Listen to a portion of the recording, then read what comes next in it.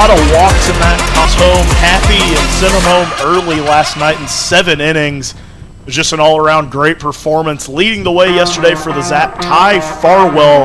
The catcher just had a superb day at the plate. 2 doubles, a pair of stolen bags, and 3 RBI for the Canadian.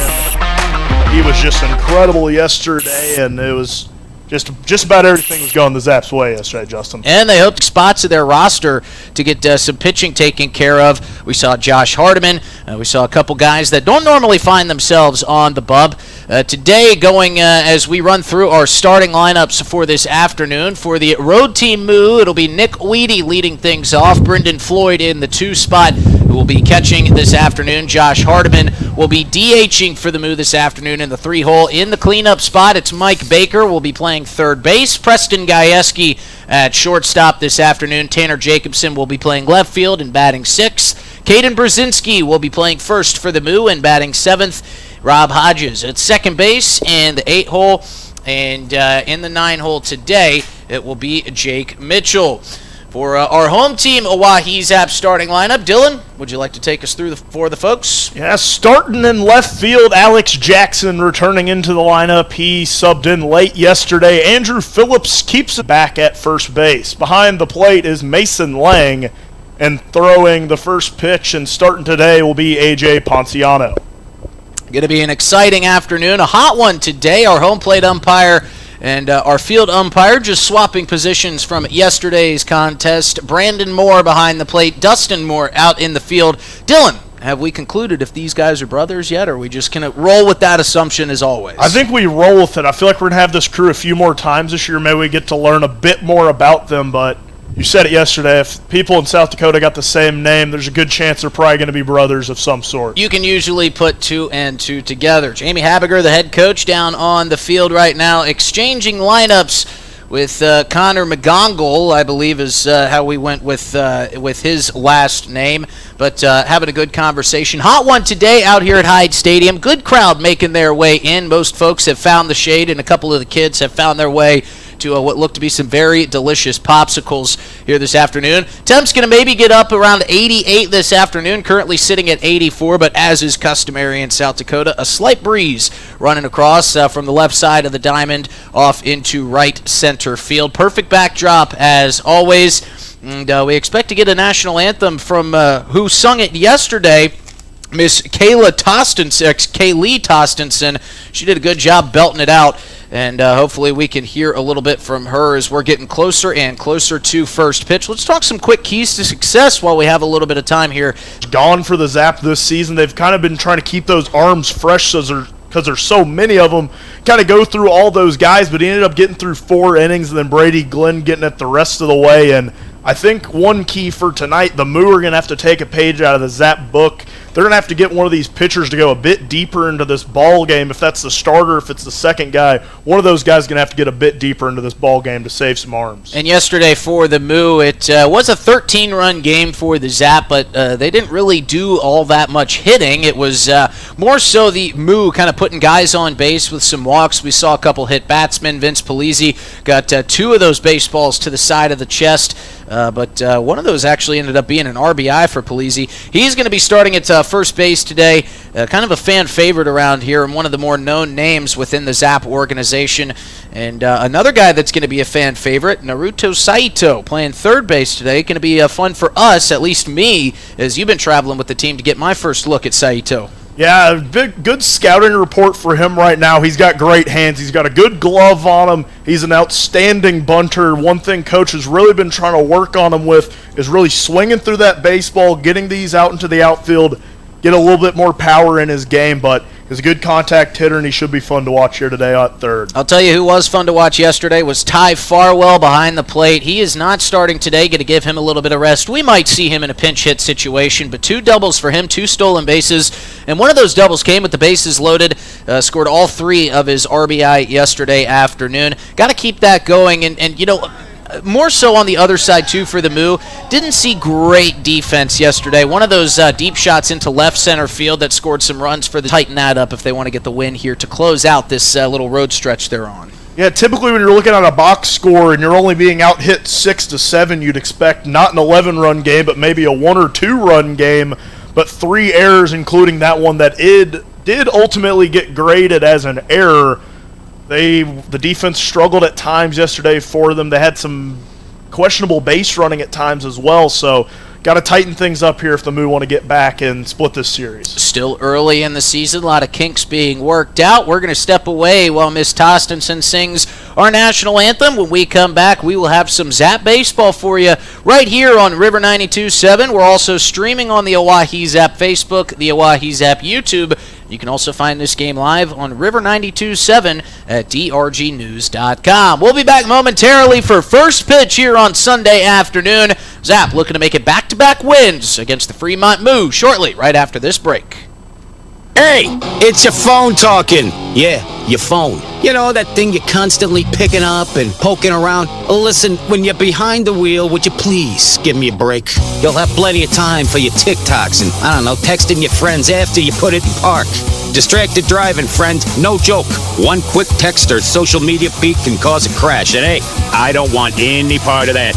You got someplace to be. And trust me, I'll enjoy the downtime. Brought to you by the South Dakota Office of Highway Safety and its station. Dunes Golf is celebrating their 30th anniversary this summer. They look forward to seeing old friends and new acquaintances on the driving range and on the course throughout the summer. Play 9 or 18 holes, pay by the round, save with a punch card, or become a member for unlimited play. Dunes Golf is a great location for group outings or a summer play day. Call 605-223-2525 or see golfdunes.com. Just 1 mile north of Fort Pierre on Highway 1806. Dunes Golf. Looking for happenings in Central South Dakota? The Pierre Area Chamber of Commerce Community www.pierre.org. Let's celebrate together in the heart of South Dakota. The Pierre Area Chamber of Commerce, connecting our community one event at a time. Thinking of travel, Pierre Regional Airport offers nonstop flights from Pierre to Denver. From there, you can fly anywhere. Book to your destination and check bags through on United, Delta, or American Airlines. 1-hour flights on 50-passenger jets to Denver, then connecting to your destination. Save travel time and money, avoid the crowds, and free parking when you fly from Pierre Regional Airport. Skip the drive. Fly from Pierre Regional Airport. Get ready, Central South Dakota. Oahe Days in Pierre is back, June 20th and 21st at Steamboat Park. It's the annual music and arts festival you don't want to miss. Live music, amazing food, local vendors, carnival rides, a beer garden, and so much more. Friday night, it's 90s party band, the Mallrats. And Saturday, country fans, Struggle Jennings takes the stage. The 3 bands each night start at 5 p.m. Grab the full lineup and details now at oahedays.com. It's that time of year again, and Grossenberg Implement is making room. They've got used round balers in stock, and they've got to go. Right now, take advantage of 3.9% financing for 3 years with just 30% down on all used round balers. But hurry, this offer ends June 30th. Don't miss your chance to upgrade your baler and save big. Grossenberg Implement, where the deals are always in the field.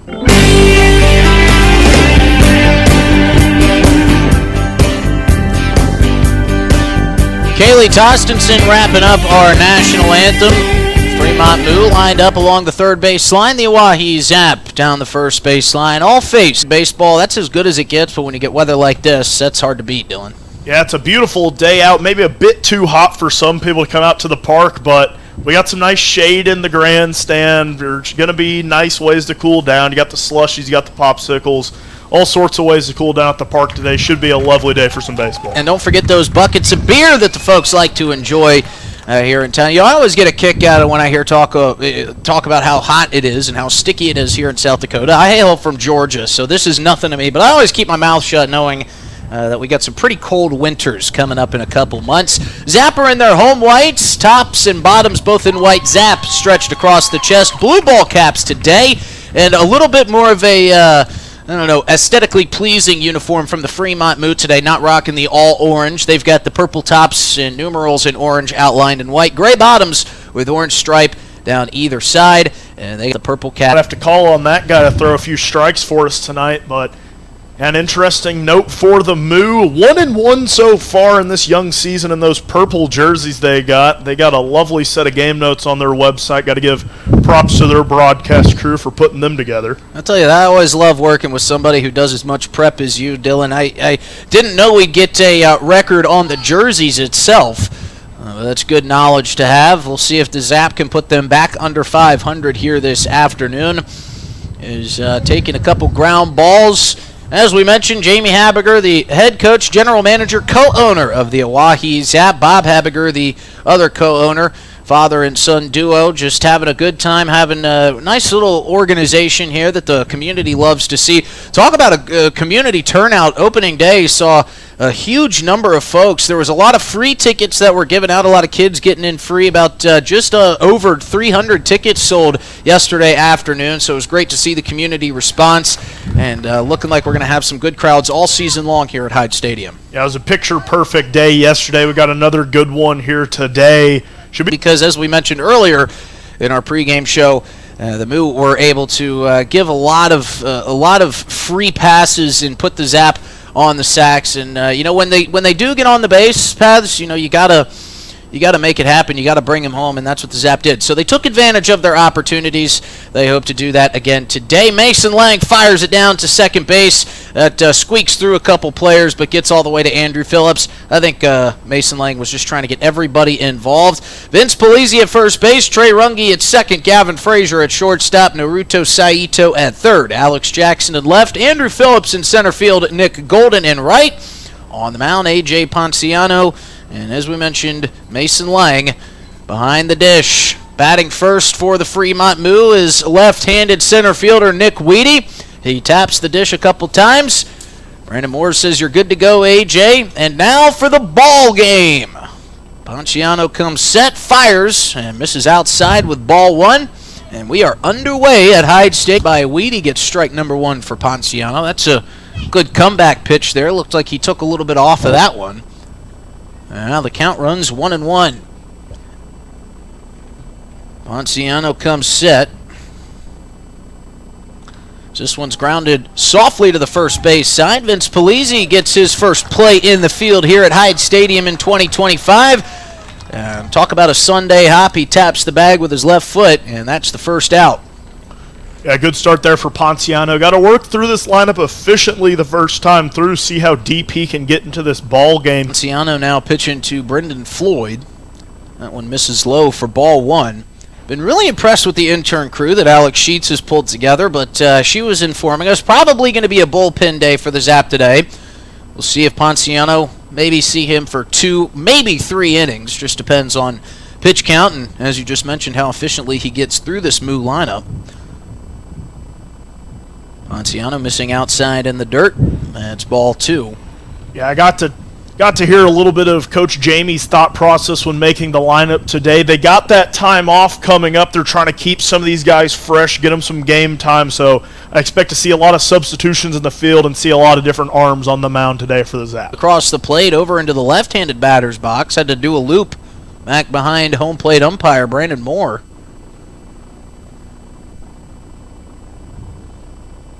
Ponciano peeking over his left shoulder in, and this one's shot the other way. Sliding stop by Trey Runge. He's up and throwing in plenty of time. And Runge flashing some early leather, gets the second out of the top half of the first inning. And a nice play there, getting that white, beautiful jersey a little bit dirty here to start. Nice play by Runge, moving off to his left side. Yeah, Trey told us on media day he can juggle, and after that throw, I think I can believe that. I mean, that was an impressive acrobatic play for Runge, and getting an out on Floyd when that's not been an easy thing to do so far yesterday. This will bring up Hardiman. He quickly fouls the first one back over the Hyde Stadium screen, and the many fans that have made their way under the shaded overpass behind home plate. Ponciano's got an interesting setup. He kind of shows his back numbers to the pitcher. And he does a cut. He's just trying to get himself set and comfortable, but it seems like something that he's done for so long that it's just old hat and habit for him. 0-2 pitch is swung on and missed, and how about that start for A.J. Ponciano? He counts them 1, 2, 3, no runs, no hits, nobody left on base for the Moo.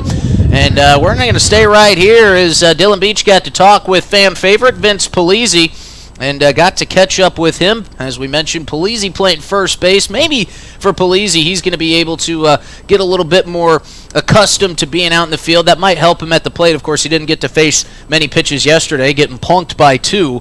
But Polizzi was kind enough to spend some time with Dylan Beach. Let's hear what Polizzi had to say before the game.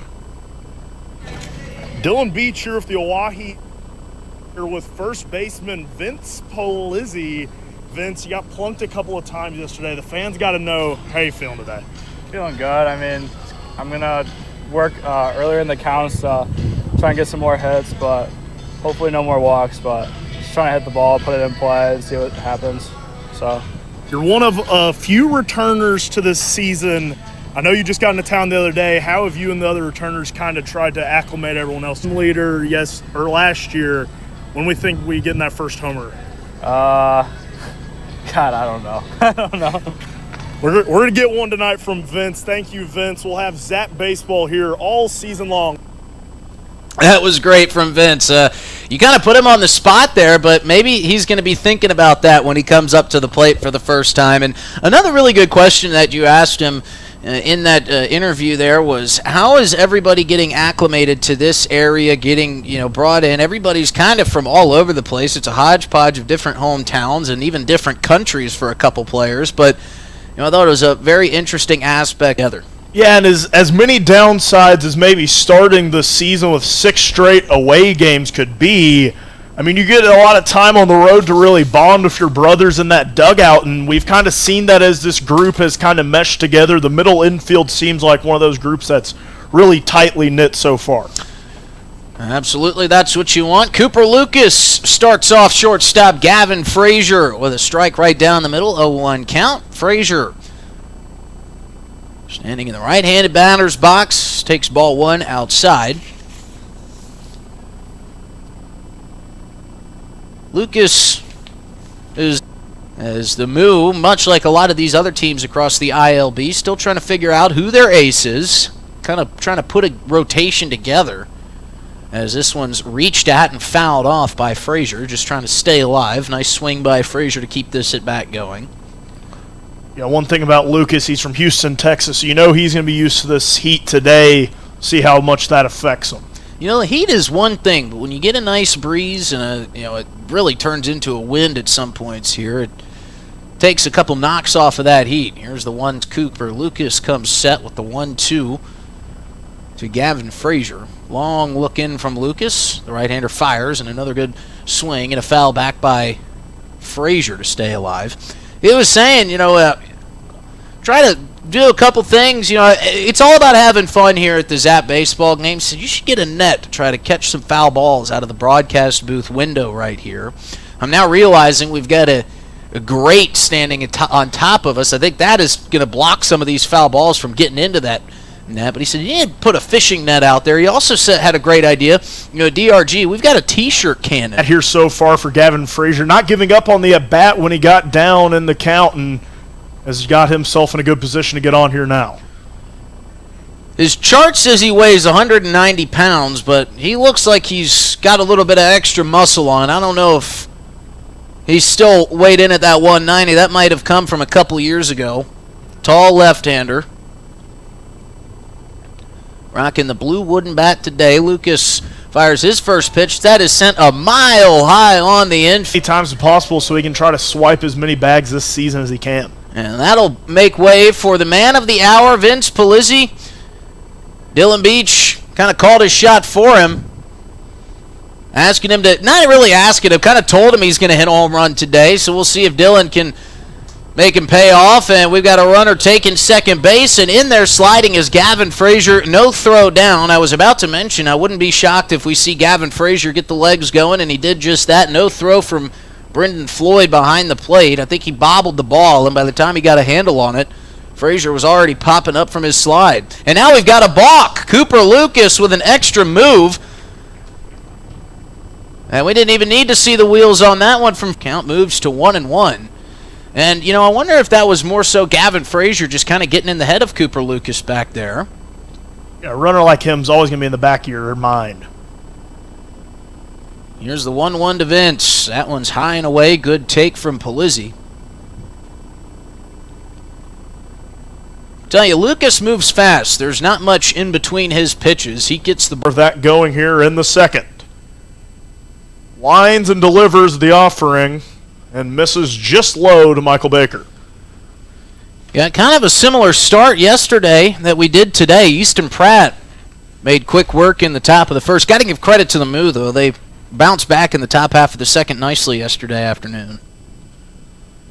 Ponciano out of Sarah from AJ there. And he's been working that off-speed a little bit more than we expected. Maybe saving some of that velo to kind of get through this inning, and maybe this will be a put-out pitch for him today. Maybe bring that heat today as he winds and deals. Popped up by Baker to right field. Golden chasing and makes the snag in right field in foul territory. A good grab there for Nick Golden. Nick Golden doing a really nice job, not only fighting the sun, but fighting a little bit of that wind, especially from a right-handed hitter. When you push it down the right field line, it's already got some spin, and the wind back behind it as it's moving left to right across the field from the batter's eye. Nice play by Golden, especially with that right field fence coming up quickly. Golden making the first out of the inning. He's had limited action so far for the Zap as Ponciano delivers that. Ponciano looking to get through this lineup probably at least once today to set up this bullpen to really go the rest of the distance. Not a lot of Zap pitchers going more than 3 innings so far this season, as that one is swung and fouled off to that third base line. Jason Clark, the third base coach over there for the Moo, had no interest in trying to get over and make that play. He's trying to conserve the energy on a hot afternoon here in central South Dakota. Hot summer day, you only got the water in the dugout. Might be a good career call there from the third base coach. Ponciano sets and delivers and misses there. Count goes to 2-1. 1 out away. Still 0-0 here at Hyde Stadium. Waiting to see which team strikes first. The Moo struck first yesterday. They got 2 across in the second inning before the Zap tied it up in the bottom of that second frame, and then from there on it was all Zap. They just ran away with that one, winning by 11, as that one is swung and belted towards Nick Golden once again, getting deja vu as he brings that one in on the right field line as well. And Nick Golden staying busy in right field today. Almost the carbon copy from the previous out. Had very similar play there, almost in the same part over towards that bullpen, and Nick Golden already getting some glove highlights. He listed himself on media day as a left-handed pitcher. He's a two-way guy, but we haven't seen a lot of him out of the field. He hasn't pitched yet this season either for the Zap, so a man of many talents, Nick Golden. As that first pitch misses inside to Jacobson. This Moo lineup was so strong coming into the series, and once again today, maybe rotating some guys through. Gajewski started yesterday, getting his place in the lineup as he pops that one towards the left field line. A couple of Zap players running towards it, and Gavin Frazier reels that one in to end the inning. 1, 2, 3 once again for the Zap. A.J. Ponciano making quick work. We'll be right back after these messages here at Zap Baseball. Get ready, Central South Dakota. Oahe Days in Pierre is back, June 20th and 21st. The 3 bands each night start at 5 p.m. Grab the full lineup and details now at oahedays.com. It's that time of year again, and Grossenberg Implement is making room. They've got used round balers in stock, and they've got to go. Right now, take advantage of 3.9% financing for 3 years with just 30% down on all used round balers. But hurry, this offer ends June 30th. Don't miss your chance to upgrade your baler and save big. Grossenberg Implement, where the deals are always in the field. Back here for the bottom of the second here at Hyde Stadium. Sorry for any technical difficulties we've had today. Battling some Wi-Fi things. Still early in the season, trying to get adjusted so far. But hopefully we're looking to be good to go for the rest of this beautiful day here at the ballpark. Good news is it's nothing on the radio broadcaster's end, so we got all our kinks worked out. We should be good to go on the air. Be on here on 92.7 The River, or River 92.7, I should say. Still new to town. Need to get my stations correct. There's a lot of stations here in South Dakota. It's pretty shocking when you realize how small of a community. You know, it's a big state, not many people, though. It's a lot of radio stations for only a couple 100,000 people. Got to get the radio stations per capita here, per population here. Got to be good numbers here in South Dakota as Mason Lang comes to the plate. Made his home debut yesterday as he belts that one foul. Got a hold of that one and just pulled it a bit foul. He got his money's worth on that foul ball there. Absolutely crushed that baseball. Was a bit early on it. Cooper Lucas maybe thankful he missed that one a bit as he gets ahead in the count. Lucas winds and deals, and Lang rips one. Stays fair on that right foul line. This one will certainly be extra bases. He's chugging for two and will get there standing. Good start to the day for the catcher, Mason Lang. Well, he ripped the first one just a bit foul, and that one, that first pitch, if he had kept that one fair, looked like it had the distance to probably get out of the ballpark. So I think he just waited on that second pitch a little bit longer, and a perfectly placed shot down the right field line gets him to second base. Great start for the Zap. Zap already a runner on second. Mason Lang, not really known for his base running, but almost any hit into the outfield would probably score him here as Trey Runge comes to the plate. Pitch one misses outside, and quickly Trey Runge hops out ahead. Trey Runge out of Southwest Baptist University. We already mentioned him once in this broadcast. Made a spectacular play at second base to save a hit as he is slotting in at second for today. Swings and misses on pitch two. A nice bit of off-speed there from Cooper Lucas. Lucas? Sorry, I was going to say over there at second base, it looks like he might have been trying to take third, but a nice stop back there from from Brendan Floyd. Brendan Floyd, we saw him as the DH yesterday, taking over for Carter Shellsmith behind the plate. We saw a couple of good plays from Shellsmith behind the plate as Runge takes strike two. And both of these teams with very deep catching rooms, as the Fremont Moose still have Nate Wachter, another guy in that South Dakota State catching room with Mason Lang. As the count's 1-2, Runge awaiting the delivery. Lucas winds. Hit by Runge, going to be popped out to the second baseman there.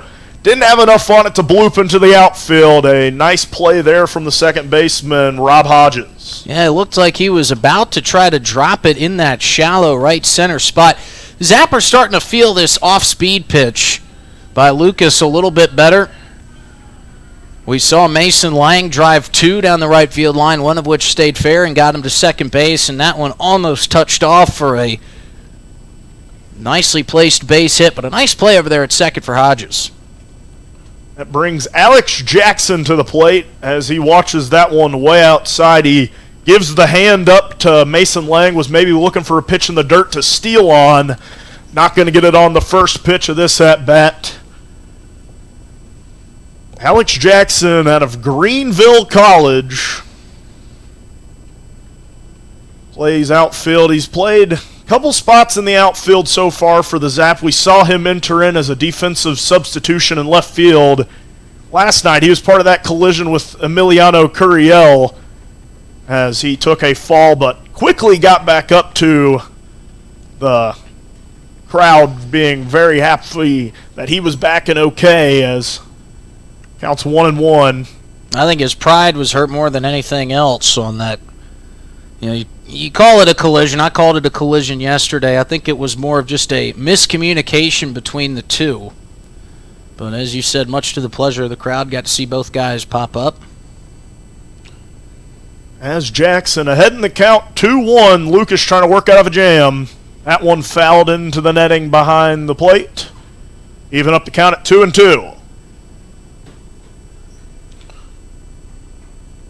Jackson stands at 6'1", 205. Another one of these tall players on this Zap team.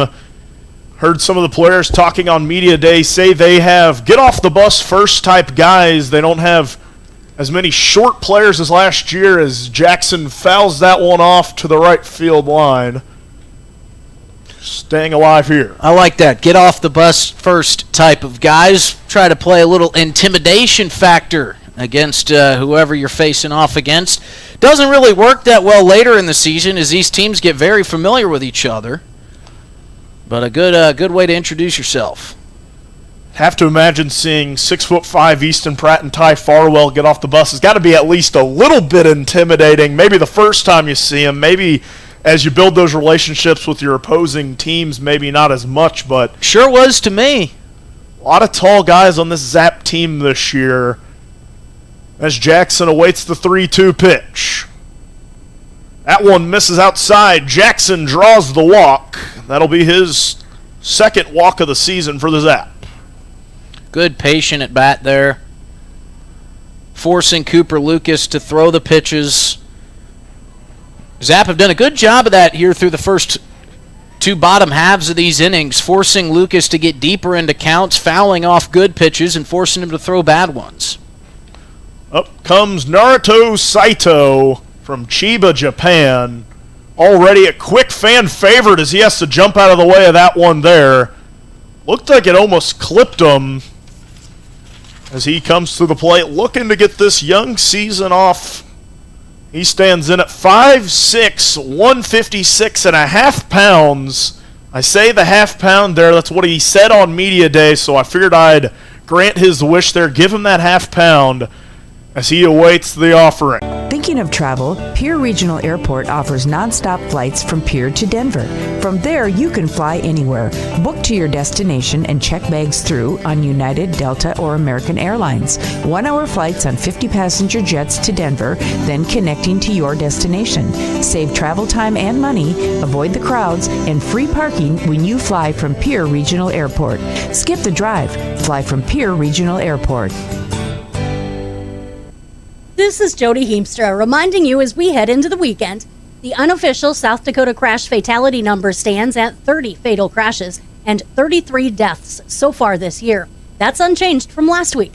We are making progress, but we need your help to make our roadways safer for everyone.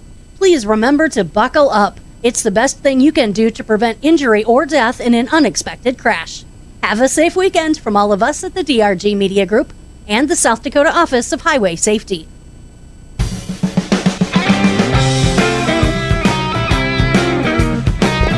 2-0 lead for the Zap here after an error by Michael Baker. Brought home the first couple runs of this ball game, and we got a pitching change. Our first look at Bryce Vandewastein, tall lefty, and has got his bowling game down pat. He's a great bowler. Bowls two-handed and one-handed. And his bowled is, I think his highest score was a 268, which that usually takes me 2 or 3 games to get to that number combined. But we'll see if Vandewastein can keep the good pitching on the mound as that one misses inside for ball 1. Good start for the Oahe Zap on the mound this afternoon. I think we were hoping that we would see their starter go a little bit deeper. However, we knew this was going to be a bullpen game as Vandewastein misses up high for ball 2. Yeah, a bit of a shocker with how effectively Ponciano was maybe making his way through this game. Ponciano with 2 1-2-3 innings. Didn't allow any hits in his outing. As Vandewastein fires in for strike 1 with the fastball. 2-1 count. I have to imagine that in that dugout he was begging and pleading with Jamie Habiger. I'm feeling good, let me keep going, but They come in with a plan, and they stuck to it. Van de Wastine set. Here comes the 2-1. That one is driven deep and far, but foul down the right field line. My goodness. Caden Brzezinski just set off. It sounds like a siren, but I think that was our PA announcer next door. Thought it was a car alarm. Scared me for a moment there. It sure sounded like a car alarm. Thought my Impala in right field was in trouble. You got to learn where to park, Dylan.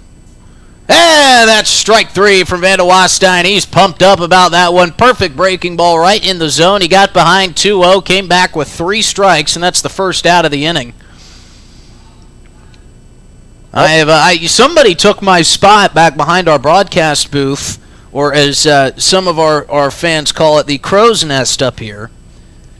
But no damage done yesterday. I had to park in a little bit more of an open spot out in front of the Capitol, as Van de Wastine's first pitch is inside to Rob Hodges for ball 1. With how early I get here for my intern duties, I really need to start taking advantage of some street parking, but... You got the pick of the litter out there, and you're still parking in the danger zone, but that's Dylan Beach. He likes to live on the edge. Here's the 1-0 pitch in there for a strike. I enjoy my walk out to my car with all my fellow interns at the end of the night. I can't give that up. If my car gets a couple more dings in it, so be it. And I struggle to keep calling you guys interns because you do the work of a full-time staff. As this one's popped up into foul ground, giving chase to Saito, as is Mason Lang. Turns the glove over, almost makes the catch as he goes careening into the netting. Gives Bryce Van de Wastine the my bad on the chest. Was hoping to get the out there and see if Van de Wastine can ring him up here. Well, there's not much that is feels good to run into around these fields. The backstop behind home plate is some strong-looking, very thick-looking bricks. And then you get to the outfield, and it's all 2x4 plywood. Here's the 1-2 pitch. That one fouled off to the right side, going to make its way out onto Capitol Avenue and bounce. And that one, I'll tell you what, if a kid wants to go get a free slushie for tracking that foul ball down, he's going to have to put his swim trunks on. I think that got into the Capitol Pond. See how dedicated these kids are to staying cool today. Tell you what, those slushies are good. 1-2 pitch coming here from Van de Wastine. And that just misses low. The whole dugout, including Van de Wastine on the mound, thought it was strike 3. He's asking Brandon Moore, where did that one miss? He points the right index finger down as to say, did that miss low? Got a head nod from Brandon Moore. I would have to imagine he's going to go right back to that spot on this 2-2 pitch. And he does, and that one's fouled down the left field line and going to make its way out of the ballpark. Yeah, Rob Hodges just trying to stay alive right here. He's evened up the count, but Van de Wastine throwing some gas here in this at-bat. That was a risky pitch to take on the pitch 2 previous. You could audibly hear the entire Zap dugout starting to cheer as they thought it was strike 3. Now after the foul ball, the 2-2 again. This one driven down the left field line. That too finds its way foul. However, I will say this about Rob Hodges. He's starting to edge closer and closer into fair ground. The first one went straight back. Second one went out in the street. That one previous went back over the Moo dugout, and then that one danced with the foul line, but stayed foul. Again, the 2-2. That one is swung on and missed. Second strikeout for Van de Wastine is the second out of the inning. Van de Wastine dealing here so far. Only 3 innings pitched so far this season, but rocking a 2.3 ERA has been one of the better bullpen arms the Zap have been able to turn to. So giving up a decent amount of walks and hits, but he has been dealing here today. 2 outs, gives way to the 9-hole hitter, Jake Mitchell. First pitch to Mitchell, misses a bit high. Small zone for Mitchell. Mitchell standing at 5'6" out of Iowa City. 155 pounds, got the bat choked up. This one check swing, and it's going to bounce right past Van de Wastine. Charging is Trey Runge. He's going to underhand toss it to Polizzi, and the first hit of the ball game for the Moo comes on a cheap one. He didn't even mean to swing the bat, caught him right in the small where all the pine tar is. Van de Wastein couldn't get over to it in time, and Runge was going to have to make an all-world play to get a quick runner out at first base. Yeah, and once that one got past Van de Wastein, wasn't going to have much of a chance there with Mitchell, and sometimes you'll take being lucky over being good. Mitchell, not a great batting average so far this season. He's a very talented guy out of Iowa, but hasn't been able to get it going exactly so far out of his freshman campaign in Des Moines. Back to the top of the lineup, Nick Weedy check swings, but watches that one sail just a bit low. Count is at 1-0.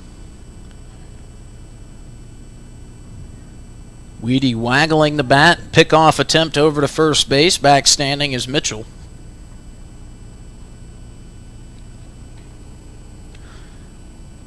Van de Wastein's got the benefit of being the left-handed pitcher, going to be able to keep Jake Mitchell close over there. He fires the 1-0 pitch, misses up high, 2-0. Van de Wastein has kind of adjusted his delivery here with the runner on first base. He's not picking that leg up much at all, as this one's lifted high into the Pierce sky, into left field. Under it is Alex Jackson traversing back. He squeezed the glove. He's got it, and that's the third out of the inning. So a soft hit is the first one of the ball game for the Moo. They can't do anything with it at the end of 2.5. Zap lead 2-0. We'll be back after this short break on River 92.7 and streaming on drgnews.com. From time to time, KGFX has job openings available for the following positions: office staff, programming, on-air, sales, administrative, and management. If your organization would like to be contacted each time an opening occurs at KGFX, please mail a request including a contact name, address, and phone number to Dakota Radio Group, Box 1197, Pierce, South Dakota 57501. Your organization will be placed on our mailing list, and your organization will be notified when an opening occurs. KGFX is a member of Dakota Radio Group and is an equal opportunity employer. Attention Pier community, mark your calendars. For June 2nd, Beck Motor Company will be hosting our annual Oahe Zap Night. Don't miss this awesome family event. Bring your baseball players and family out for hot dogs, chips, and sodas. Meet Zap players and test drive some new Chevrolet vehicles to help raise additional funds to support CCBA. CCBA keeps 100% of the proceeds from validated test drives. Come support local Youth Capital City Baseball Association June 2nd from 4 to 6 at Beck Motors Company in Pier. Dunes Golf is celebrating their 30th anniversary this summer. They look forward to seeing old friends and new acquaintances on the driving range and on the course throughout the summer. Play 9 or 18 holes. Pay by the round. Save with a punch card or become a member for unlimited play. Dunes Golf is a great location for group outings or a summer play day. Call 605-223-2525 or see golfdunes.com. Just 1 mile north of Fort Pierre on Highway 1806. Dunes Golf. If you're interested in becoming a valued sponsor of an Oahe Zap broadcast, you can contact us for more information at sports@dakotaradiogroup.com or call us at 605-224-8686.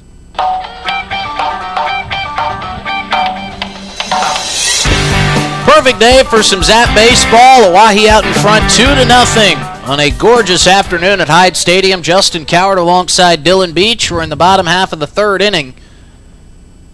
And the Zap back to work. Vince Polizzi up for the second time in this ball game. He struck out swinging on his first time to the plate as he takes ball one outside. A lot of familiar faces in the crowd today. Another good crowd on hand for the second home game of the season. See a couple Pier Wildcats, members of the South Dakota Special Olympics Pier team, who had a great weekend at the state tournament. That one misses high for ball two. Congratulations to all the Wildcats who brought home a couple medals today. One of the athletes, John, was down rocking a couple of his medals here this afternoon as the 2-0 pitch is lined back into the fencing foul. Tell you what, those kids and those athletes sure earn those medals. They're at practice every Tuesday and Wednesday night. And love to see their smiling faces here at the ballpark this afternoon. 2-1 count to Polizzi, way high for ball three. Cooper Lucas still on the mound for the Moo. Nobody up and working in the Moo bullpen down the left field line, so we expect to see Lucas for this half inning, should he be able to get through all of it. Polizzi waiting patiently, grounds that one up the middle, going to find the gap, and Polizzi's got his first base hit at home here in the 2025 season. Polizzi was a late addition to this ball club. Of course, those Zap fans who followed the team last year know that he was a very prized hitter. Hit 6 home runs last year, and he did about all of those in the span of about 12 hours. He hit 3 in one game in the evening. They had a morning start the following day, and his first at bat, he went deep again. And I think he might have set his bar a little bit too high for himself. After talking with a couple of the coaches, I think he was trying to chase that home run swing as this one's lifted high down the left field line. Giving chase is Tanner Jacobson, running out of room, and that's going to bounce in the warning track dirt right in front of Jacobson. So a play that maybe could have been made if he had had a little bit more time, a little bit more space, but Jacobson making a business decision chasing that one down. It's a good move. Despite getting the new stain, those boards will still splinter you out there, and running at full speed, I mean, he would have probably had a couple. A lot of baseball left to be played this season. You don't want to do it without a left fielder. Daly check swings, watches that one go low. Count back to 1-1. Not a cloud in the sky on this Sunday afternoon. Players had to deal with a little bit of smoke from what we believe to be a controlled burn that has made its way out of Pier. Beautiful backdrop here at Hyde Stadium, the rolling hills across the Missouri. That one going to get by Brendan Floyd, and Polizzi will happily take second base. Once again, the Zap getting runners in scoring position with no outs. It was a recipe for success the last time they had it. See what they can do here. Cooper Lucas got a ground ball with runners on second and third in the last inning. Michael Baker, unable to make the play, brought home 2 Zap runners. And that's where the 2 runs have come from. Here's the pitch down in the dirt for Jake Daly, and that'll bring up a 3-1 count. And Jake Daly's got to be licking his chops here with Polizzi on second, 3-1 count. Couldn't ask for more as a hitter.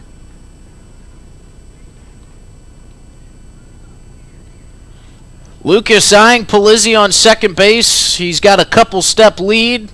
Rob Hodges shifting over that pitch. Check swing. They're going to call it a strike. Didn't even check out in the field with Dustin Moore.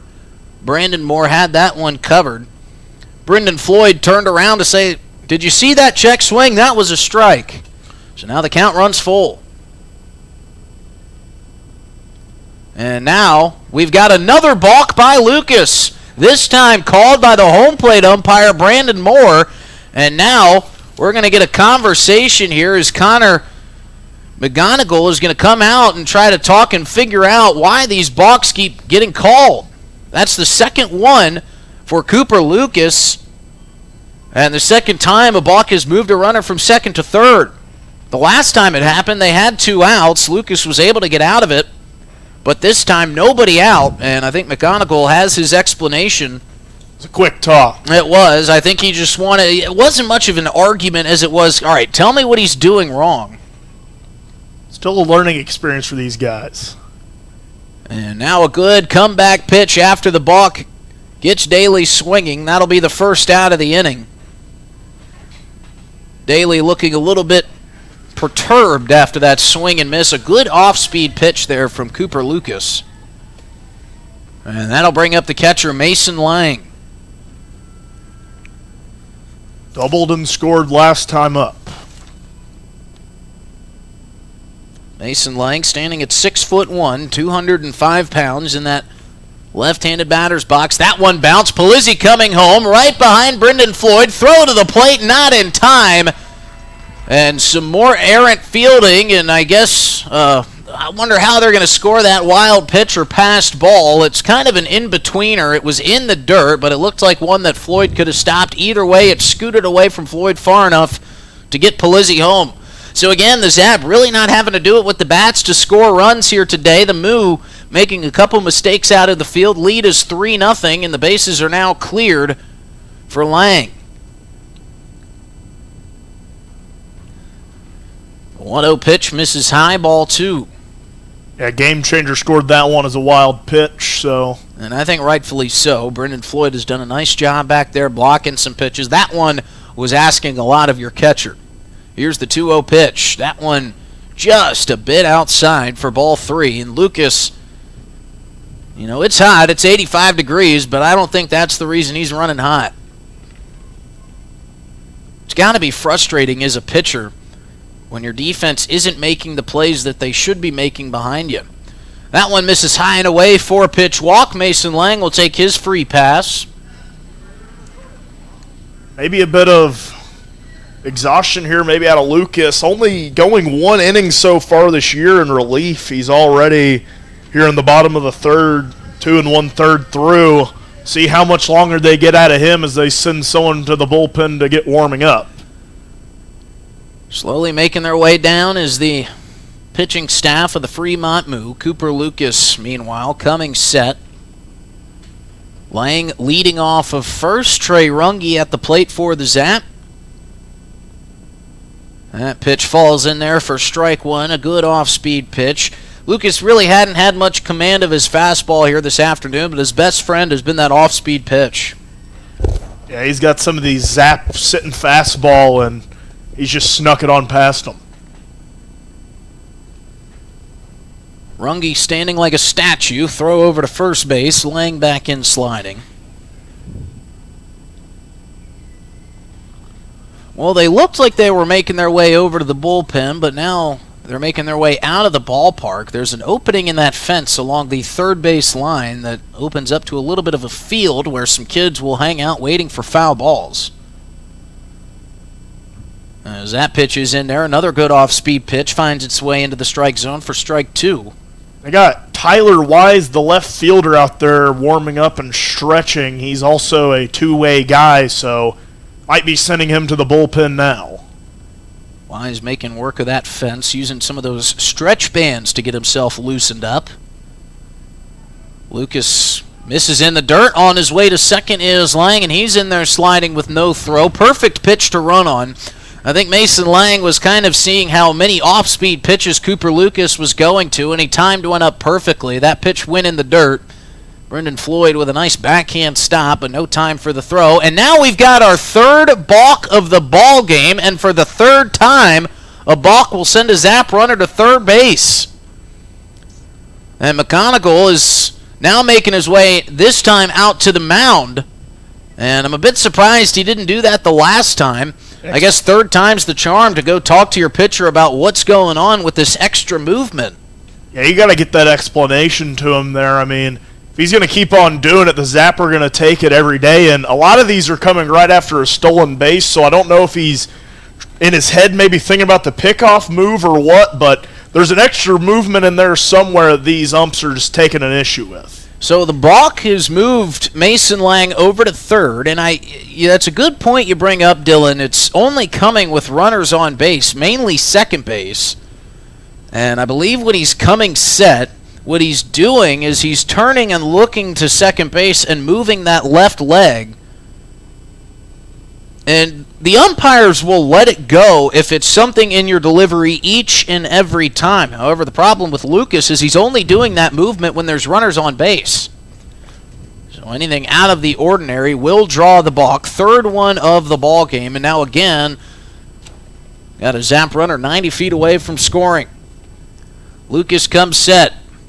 This one driven into left field on a line. Underneath it, sliding to his knees and making the play is Tanner Jacobson. Throw comes in, but not in time, and Mason Lang is able to score. So Runge gets the RBI. Zap now lead 4-0. And a good piece of hitting there. And taking advantage of that balk. You don't score that run if there's no balk moving the runner from second to third. If that play is made with a runner on second, Mason Lang sitting right there at second base. Absolutely. Great catch there from Jacobson, but went to his knees on the catch. Was never going to have a chance to get Lang at the plate. And that'll bring up Alex Jackson. A wasted pitch there from Cooper Lucas. He kind of looked down at the ground before that ball even crossed home plate. It missed outside and bounced across the left-hand batter's box into the backstop. 2 outs here. Zap leading 4-0. And much like yesterday, as Lucas fires in a strike for strike 1, Zap with more runs than they've got hits on the scoreboard. It's kind of an anomaly yesterday, but some more issues on defense has made it that way today. Here's a drive into center field. Back goes Weedy. That's going to be over his head. And on his way to second base is Alex Jackson. He's upstanding. And Nick Weedy was playing in shallow center. I think if he was playing deeper and giving Alex a little bit more respect on that play, he might have been able to get that one, but a charge put into that baseball by Alex Jackson. And with 2 outs, another runner into scoring position for Naruto Saito. That's just a great swing and hit to get Alex Jackson on the board this year. His first hit, his first extra base hit, and talk about maybe getting a guy going. Absolutely. Sometimes that's all you need is to get that feeling of making contact with one, really lacing one, and he did just that. And now Naruto going to try to add to this 4-0 lead for the Zap. Here's the first pitch from Lucas. That catches the inside corner, strike one. Talk about a chance here. Maybe get this crowd back in it. Get zapped up here a little bit. They're up 4-0. If Naruto could add another one, we could get a nice big crowd pop here. And now the pickoff attempt to second goes above the head of the shortstop, Preston Gajewski. Good backup there from Nick Weedy. We'll keep Jackson at second. And I got to tell you, got to keep an eye on Cooper Lucas here with a runner on second and 3 balks already in this same situation. He's got to be careful, especially on that pickoff attempt. We haven't seen him try to pick off anybody at second base yet. He had to have corrected it at least somewhat on that pickoff because they let him get away with that one. He comes set, taps his left foot twice as he comes set. Pitch to Saito, misses high. Every pitcher's got their own kind of rhythm and routine as they get set. For Lucas, after he leans back up from getting the pitch call, he takes one step with his left foot and then another one as he brings it closer to his right foot. This one swung on and fouled back into the street by Saito. Wow, Jeep Grand Cherokee was driving by and almost caught that one on the fly. Try explaining that one to your insurance provider. Yeah, bounced off one car into another almost there. Caught one of them right here on Capitol Street. Good thing he was driving the speed limit. And good timing because it looked like a 68 Ferrari just drove by, and that's the last thing you want to do in a nice car like that. Just catch a foul ball right off the windshield. That'd be an interesting call. Guy's just taking his beautiful car out for a Sunday drive and almost got some damage done to it. Meanwhile, back on the diamond, 1-2 pitch coming to Saito with 2 outs and a runner on second. This one driven down the right field line and a fair ball. Saito gets the base hit. That's going to bring the runner home to score the 5th run. Saito on his way to second, in sliding safely. And the Zap fans love that. 5-0 Oahe Zap out in front. And that's the 3rd run of this inning. Great piece of hitting from Saito, and I think the Zap lineup is starting to get a beat on this off-speed pitch that Lucas is starting to go to more often than I think he'd like to, but that goes back to him not being able to control the fastball. Yeah, and it's an inning of first here. Naruto Saito getting his first extra base hit and his first RBI of this young campaign. So we'll see if Saito wants to take off for third. That one's going to hit the batter, Nick Golden. That's the 2nd time he's been hit today, so shades of Vince Polizzi from yesterday. He's worn 2, has Golden, and now the Zap have runners on first and second for Gavin Frazier. Yeah, it's not a warm welcome to Nick Golden, his first time in the lineup this season. That's 5 hit batsmen in the last 2 games. But anyway, you can get on. And now Lucas trying to work out of a 2-out jam. Frazier waits, check swing, fouled off to the right side, going to make its way back behind the Zap dugout.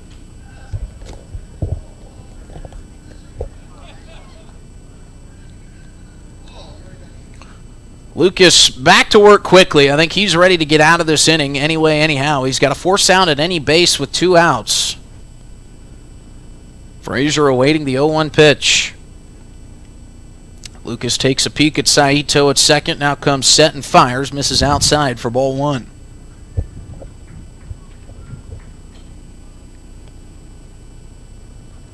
Breeze is rustling the jerseys of the Moo defense out on the diamond. Saito at second, Golden at first, Frazier at the plate. Long look in from Lucas, now fires, and now they're going to try to pick off Golden at first base. I think he knew that was coming. He was back in plenty of time. Getting some words from the first base coach, Coach Noah Wiggins over there, maybe giving him some tips and tricks. He certainly knows how to play in this ballpark. Yeah, Frazier can put one in play. Both runners will be on the move with 2 outs at the crack of the bat. Lucas pitch, drives it to third base, sticks his glove out and makes the play, Michael Baker. So he makes up for his error earlier on in the ball game, but damage has been done. 3 runs in the bottom of the third for the Zap. They lead 5-0.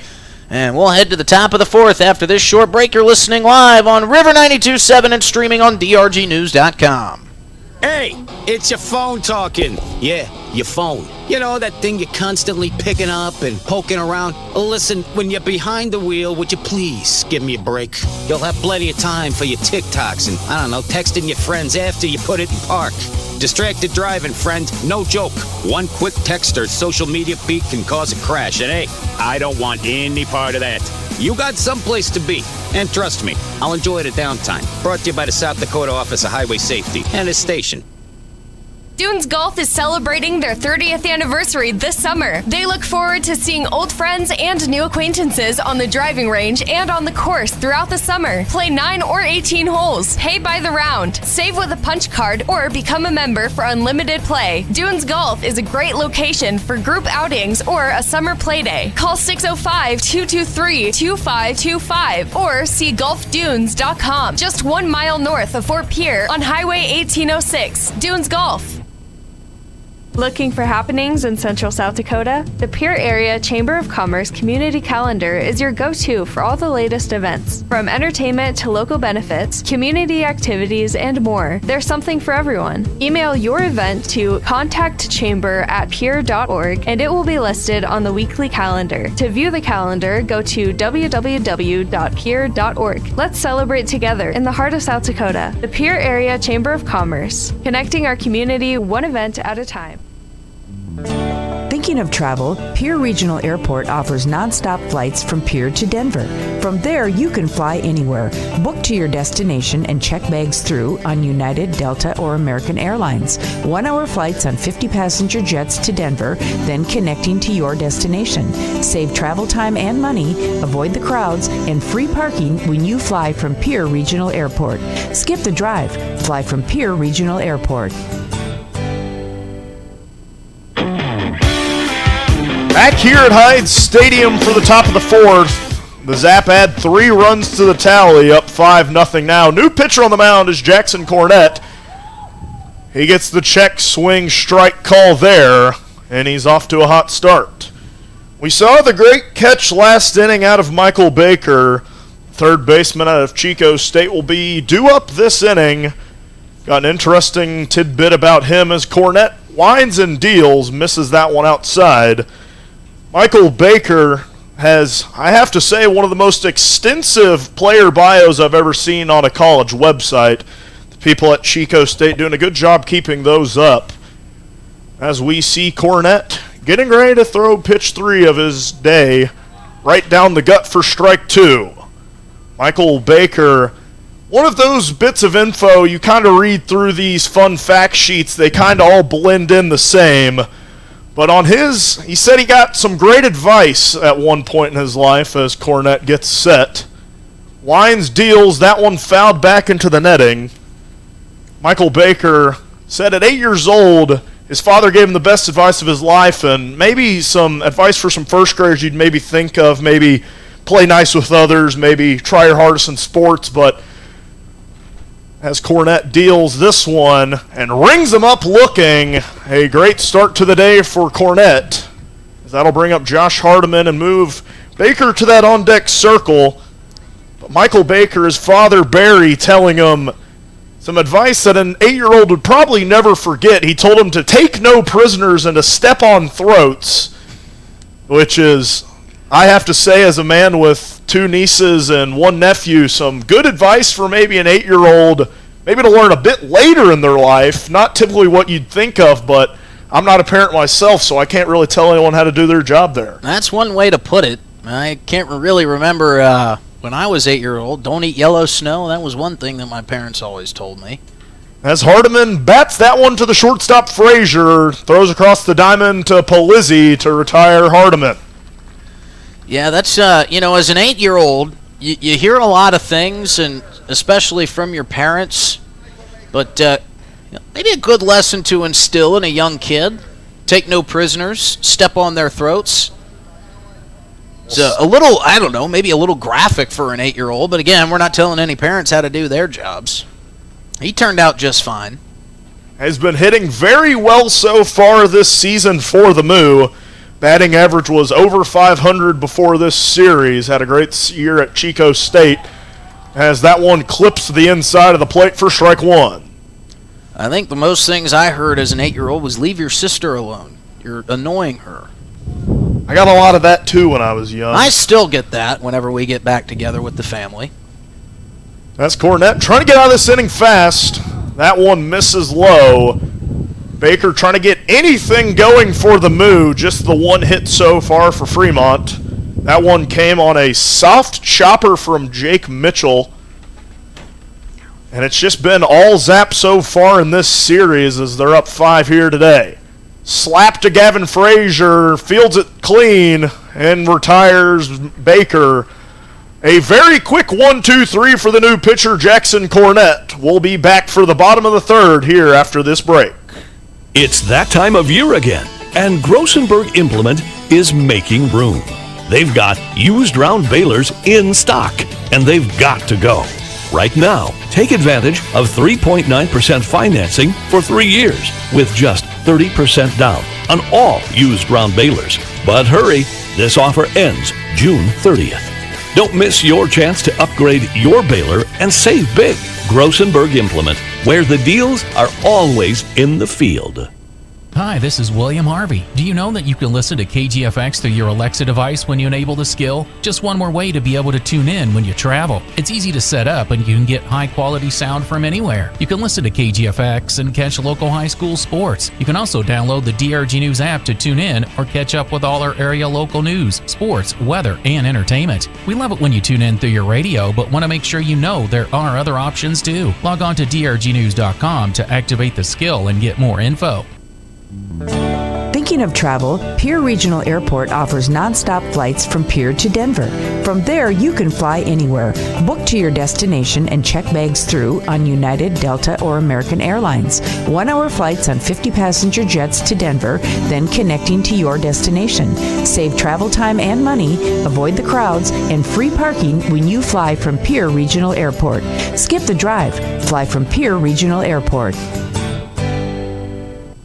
This is Jody Heemstra reminding you as we head into the weekend, the unofficial South Dakota crash fatality number stands at 30 fatal crashes and 33 deaths so far this year. That's unchanged from last week. We are making progress, but we need your help to make our roadways safer for everyone. Please remember to buckle up. It's the best thing you can do to prevent injury or death in an unexpected crash. Have a safe weekend from all of us at the DRG Media Group and the South Dakota Office of Highway Safety. Back here at the bottom of the frame, 4th inning, the Zap lead this one 5-0 as Andrew Phillips watches ball one high and outside. Andrew Phillips, part of this lethal Zap lineup here so far today. It's been all Zap so far, out hitting the move 4-1 as he swings on that one and misses. Zap not getting near as many walks so far in this one as they did yesterday. Drew 11 total bags freely yesterday. And it was just a clinic of plate discipline as Andrew Phillips takes that one. You got any words of wisdom from your eight-year-old years from your parents there, Dylan? Well, I'll have to think on that one. I was the youngest of my family, nice 15-year gap between me and my oldest brother. I was what my family calls their surprise. We'll see if I can pull back on any memories from the Hoosier Heartland as Phillips, that one misses outside for his walk. You don't want to have that speed on the base paths as the Moo have a new pitcher in the ball game, Tyler Wise, We saw him play left field last night for the Moo. He traded in his typical outfield glove for a pitching glove here today. We saw him getting warmed up last inning. Cooper Lucas's day will be done, as he won't get all of those as earned runs due to the errors, but it was not an ideal outing for him, as Vince Polizzi fouls that one back. I'm sure your parents are thrilled you shared that little tidbit about yourself on the air too there, Dylan. They say it. I mean, my mom's the one who says it to people. I mean, there's no hiding that sometimes. They were surprised you turned out so great. That's what it was. Yeah, we'll go with that as the runner goes. Andrew Phillips swipes that bag easily. Coach Habiger says he's one of the fastest guys on this team, and this Zap team returning a lot of good speedsters on the base paths, and adding a guy of his speed is always a good thing. I believe he was supposed to be on the Zap last year. I think an injury might have limited him to where he didn't play, but we'll have to learn some more about Andrew as the season goes on. He'll be a mainstay in center field a lot of this season, as Vince Polizzi behind in the count 1-2. It's going to be a big bonus for the Zap all season long, stealing bases, getting runners over. As Polizzi wears that one. The third time this series. I don't know if there's some bad blood from last year for Vince and the Moo, but he's been hit 3 times.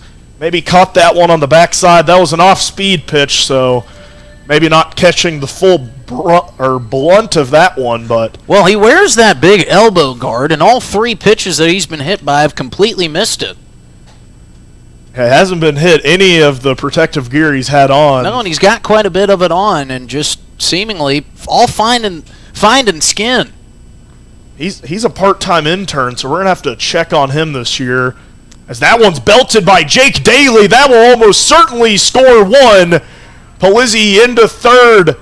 They send him around. They stop him. They had the stop sign out. Polizzi was seeing green, but Jake Daly getting the extra base hit and scoring Andrew Phillips. Perfectly placed shot down the left field line into the corner. Great piece of hitting. Got out in front of it. And it's great to see this Zap lineup and these bats starting to come to life. That was one of the issues after their first win, was making good contact and hitting when you needed to. Of course, they've gotten some help from the Moo defense in this series, but they're also doing it at the plate themselves. And now they're really in a good spot here. Great piece of hitting from Jake Daly brings up Mason Lang.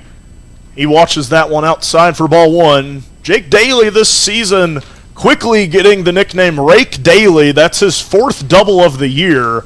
Leads the team in extra base hits. Lang trying to get this young season going for him. That one goes by, and Polizzi will walk on into home. And Daly to third. Another easy run there for the Zap to extend this lead out to 7. Brendan Floyd's having a long day behind the dish there with the couple different pitchers that we've seen. They've had issues with some of these off-speed pitch and fastballs getting down low and getting by Floyd. Perfect opportunity there for the Zap. Staying aggressive. Mason They're Lang starting to lay it on. Yeah, Mason Lang quickly ahead in the count here with the runner on third. Fouls that one towards Capitol Street. There was a kid out on a golf cart out there. I was getting worried for a minute. He might have been hit by that one. Not going to be worried for long. He drove off. Tell you, when you're driving by a Zap ball game, it's drive by at your own risk. Lang watches a strike down the middle. That evens up the count at 2. Tyler Wise doing a good job battling back in this at-bat, already giving up the 2 runs in this inning. Lang awaits the delivery. Wines deals, swung on and fouled off there by Lang, just trying to stay alive, and that one almost hit a car again. I mean, we gotta redirect some traffic here. These guys are getting some close calls out here on Capitol Street today.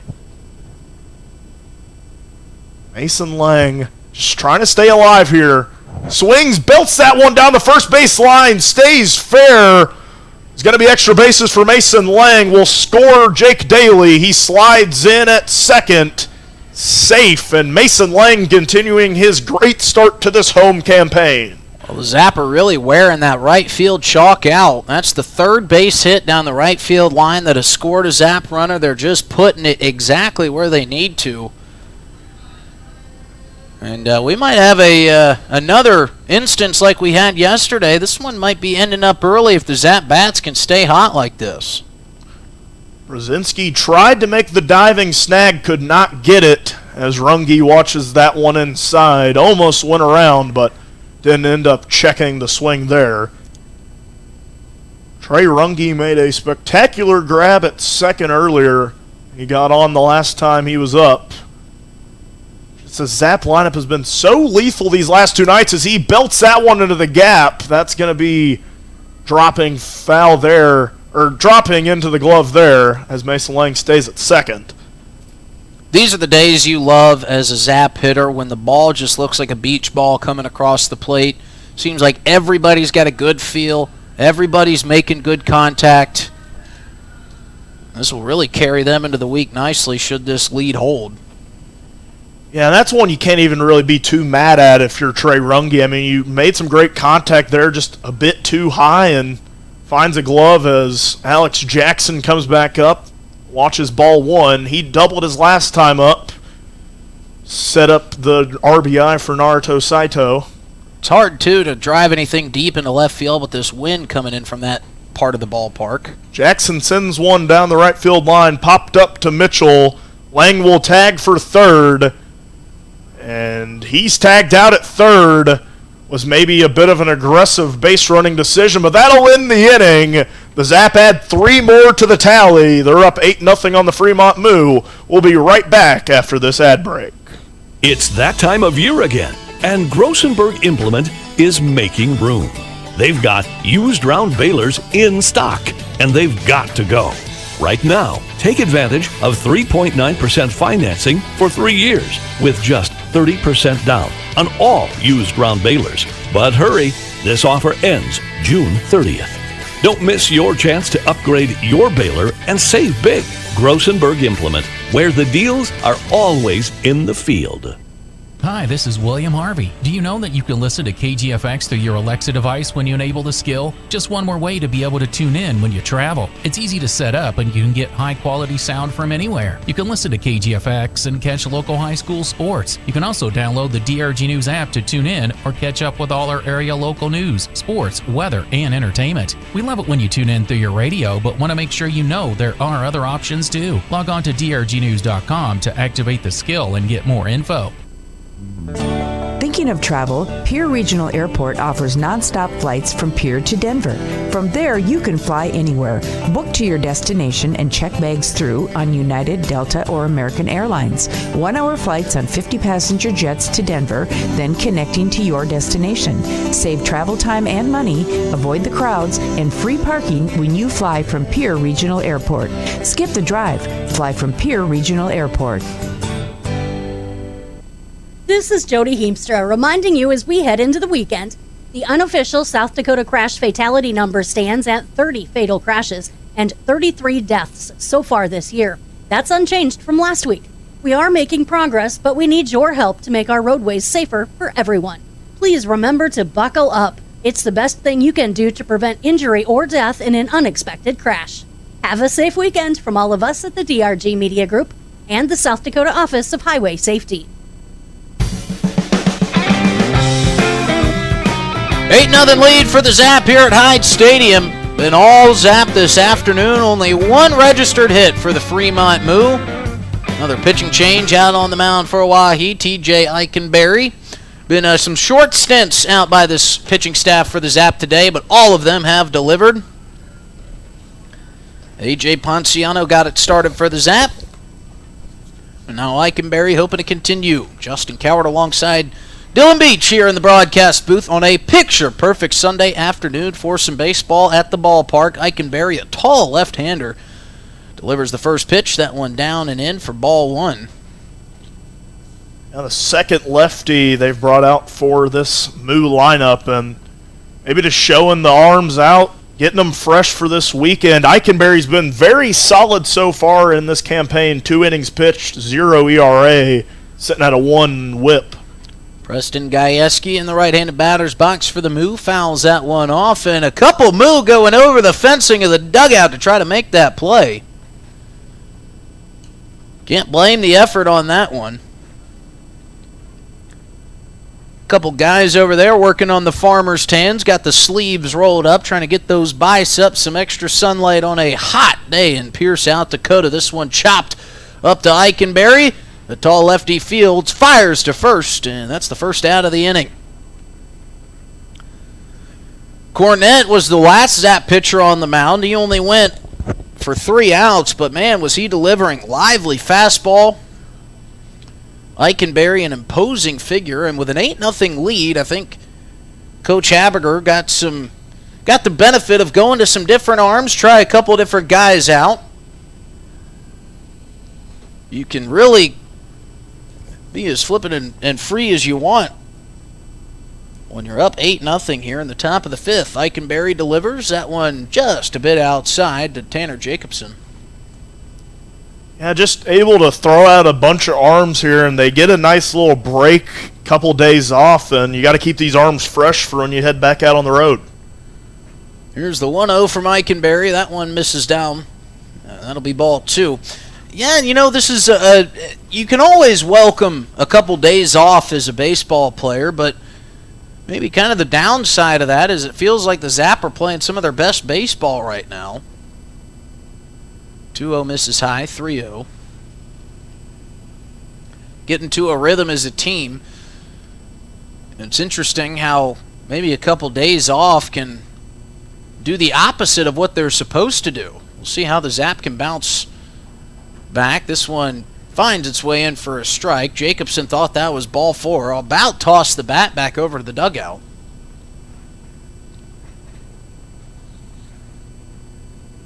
Eikenberry's set. The 3-1 driven the other way, and that's going to find the gap between short and second base. And so the second Moo hit of the ball game comes here in the top of the 5th inning. Perfectly placed base hit there from Tanner Jacobson, and that will bring up Caden Brzezinski, the tall left-hander. Yeah, never going to have a chance there defensively. A nice piece of hitting there from Jacobson. See how aggressive on the base paths the Moo want to get. Short lead from Jacobson at first. Eikenberry keeping an eye on him. Fires in strike 1. It's almost like they're having a staring contest out there. The lefty on the mound being able to keep a good eye on him. It's always difficult to tell when the left-handed pitcher is throwing over to first and when he's delivering back to home. This one gets by the catcher Mason Lang, and that'll give a free pass to Jacobson on his way to second.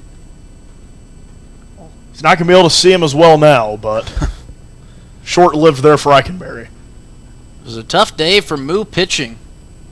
As would we register 3 balks on the afternoon, all of which had Zap runners on second base, moving them over to third. Zap took advantage. Eikenberry missing a bit high. That one looked good from up here. Brandon Moore disagrees. 2 runs in the bottom of the 2nd for the Zap, 3 more in the bottom of the 3rd, and then another 3 spot in the 4th. Eikenberry blows one by him for strike 2, rather. Brzezinski got the base runner's mitt in the back left pocket, hoping to be able to slap that thing on. Off-speed pitch misses high, and the count runs full. It's amazing now with the new generation of players how much stuff they wear. They've all got the elbow guards, the shin guards, and then they've got stuff for when they're on base. And misses high for ball 4. It's a new wave of baseball. All the gear, all the stuff that these guys wear. You know, it's used to just be batting gloves, and that was about it. But now they got the wrist guards, they've got the sweatbands, they got all sorts of stuff. Never be too prepared, I guess. Mason Lang going to go talk with Eikenberry. Now that he's got runners on first and second, everybody wants to be on the same page. Rob Hodges up to the plate for the Moo.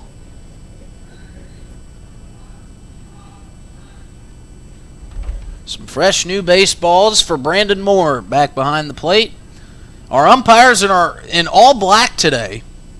So the last thing you want to be wearing on a hot Sunday afternoon. If Hodges showing bunt, runner's trying to take third. The throw gets by Naruto Saito and into left field. And the Moo are going to score on the pass ball. So Tanner Jacobson getting aggressive out at second, turns it into a run, and now it's 8-1. Zap still in front. Maybe a little bit of momentum. Much needed run for the Moo. It's only their third run of this road trip here into Pierre, South Dakota.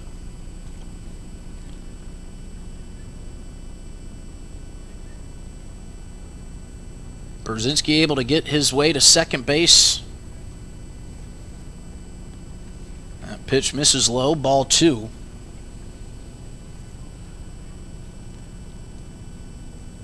Eikenberry looking in. Now he gets the pitch, comes set. Keeping an eye on the runner on second. That one finds the strike zone for strike 1. Trying to dial it back in a little bit here. He's been really good so far in limited action, but this is the most action he's really seen so far, and it's a low pressure outing. Just got to keep this one limited. Just wanting to keep things moving along. Eikenberry set, fires that one in the dirt. Nice block by Lang, keeps the runner at bay at second. Jake Mitchell in the on-deck circle for the Moo. Nick Weedy in the hole for Fremont. Waiting patiently along that brick wall back behind the Moo dugout. Long look at second for Eikenberry. Now delivers this one off the fists towards short. Bare hand play. Throw to first base. Not in time. Coming home. Throw from Polizzi. He's got him in time. What a play from Polizzi. It was a gorgeous scoop by Gavin Frazier with the bare hand at short. Pulled Polizzi off the bag. An aggressive running there from Caden Brzezinski. And that's the last thing I think that this Moo coaching staff made up of Connor McGonigal wanted to see was have a runner in scoring position and then try to get too aggressive. And Polizzi with a gorgeous heads-up play gets the second out of the inning at home. And now Eikenberry can breathe a little bit softer there with 2 outs and now only a runner on first. Just a laser from Polizzi. Great play from Polizzi. Eikenberry missing outside. Got to keep an eye on it. Hodges at first has had some big leadoffs. Polizzi was calling for the pickoff a couple of times. Hasn't got it yet. He's got plenty of room over there. Not running. This one lifted high, deep left field. Tracking back is Jackson underneath it, and he's got the third out of the inning.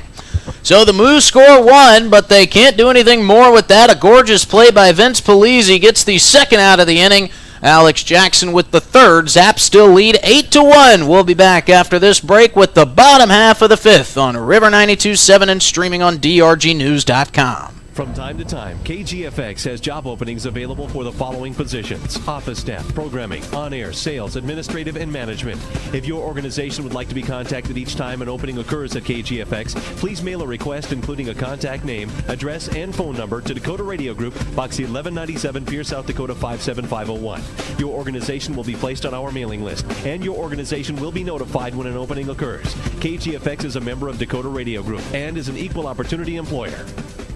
Attention Pierre community, mark your calendars. For June 2nd, Beck Motor Company will be hosting our annual Capital Area Baseball Association and Oahe Zap Night. Don't miss this awesome family event. Bring your baseball players and family out for hot dogs, chips, and sodas. Meet Zap players and test drive some new Chevrolet vehicles to help raise additional funds to support CCBA. CCBA keeps 100% of the proceeds from validated test drives. Come support local Youth Capital City Baseball Association June 2nd from 4 to 6 at Beck Motors Company in Pierre. Dunes Golf is celebrating their 30th anniversary this summer. They look forward to seeing old friends and new acquaintances on the driving range and on the course throughout the summer. Play 9 or 18 holes, pay by the round, save with a punch card, or become a member for unlimited play. Dunes Golf is a great location for group outings or a summer play day. Call 605-223-2525 or see golfdunes.com. Just 1 mile north of Fort Pierre on Highway 1806. Dunes Golf. If you're interested in becoming a valued sponsor of an Oahe Zap broadcast, you can contact us for more information at sports@dakotaradiogroup.com. Cutting out of the ad early is the Zap, and Naruto Saito are back at the plate. 8-1 lead here for the Zap. Ball one taken outside. Tyler Wise still on the mound for the Moo.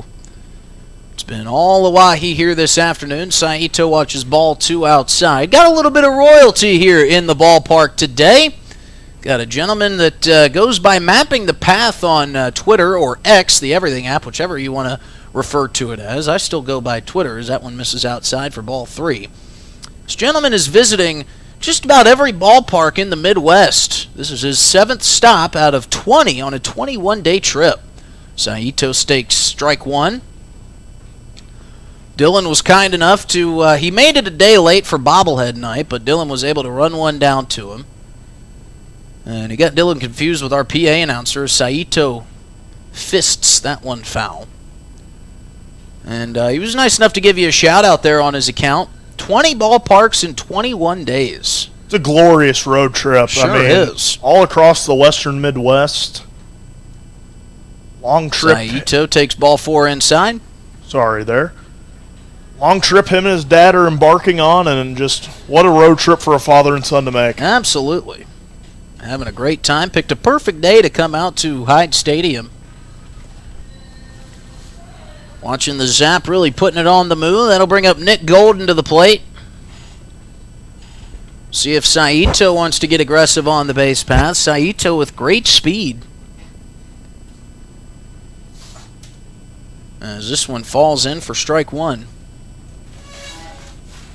Now, I wonder if in that 20 ballparks in 21 days, if there's any MLB stadiums mixed in, if it's just ILB. Can't all be ILB stadiums, obviously, as this one's fouled back towards the Zap dugout.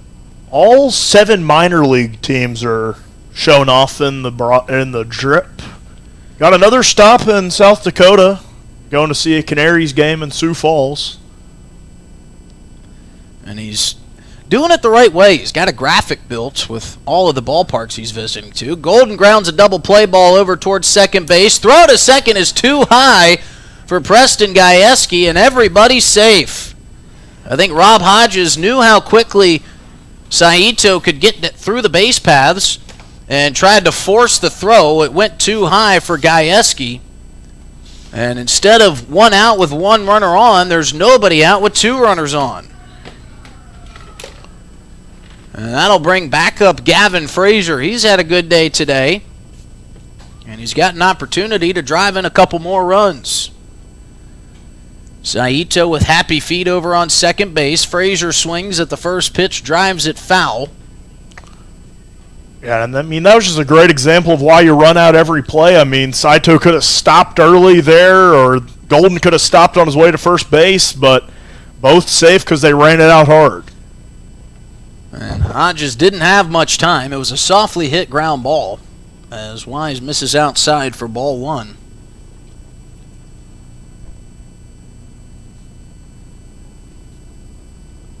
Wise with long flow coming out of that ball cap. As the younger kids refer to it as lettuce, that one down in the dirt. Nice block there from Brendan Floyd. Saito wanted to take third. Jamie Habiger yelling out as loud as he could for Saito to stay. That one didn't get far from Brendan Floyd. Count at 2-1, nobody out. Golden on first, Saito on second. Wise catches the outside corner for strike two. Some cheddar there from Wise. You hear a loud pop of the glove there, bringing the heat there. Cheddar on the fastball, cheddar on the head for Tyler Wise. Takes a long look at Saito. This one grounded foul. And one thing about Gavin Frazier, he'll certainly make the opposing pitcher work for it, has been drawing long at-bats. Drew a 9-pitch walk to start this game earlier, and has just been working hard at the plate to get these pitch counts high. It's been a running theme for these Zap batters today. They've been taking some good hacks. They've been making sure to extend out their at-bats, trying to dig deeper into that Moo bullpen. As this one's grounded up the middle, stabbed by Wise, turns and throws to second. They get Golden. No throw to first. Golden doing a nice job breaking up any potential double play opportunity. That's the first down of the inning, but the Zaps still with runners on first and third. A little bit of a how you doing bounce right back to Tyler Wise. Good thing he got his glove up in time. Double play could get him out here, but with Andrew Phillips at the plate, that's going to be a very hard double play to turn. Absolutely, and Andrew Phillips looking to really put a charge into one. His first at bat, he popped one straight up on the infield. It was a good swing, and now the runner will take second. No double play now. No double play, absolutely. Good heads-up base running there from Gavin Frazier. Already his second stolen bag of the night. Phillips, a big left-handed hitter. Got a lot of power in that bat. Takes ball 2 outside.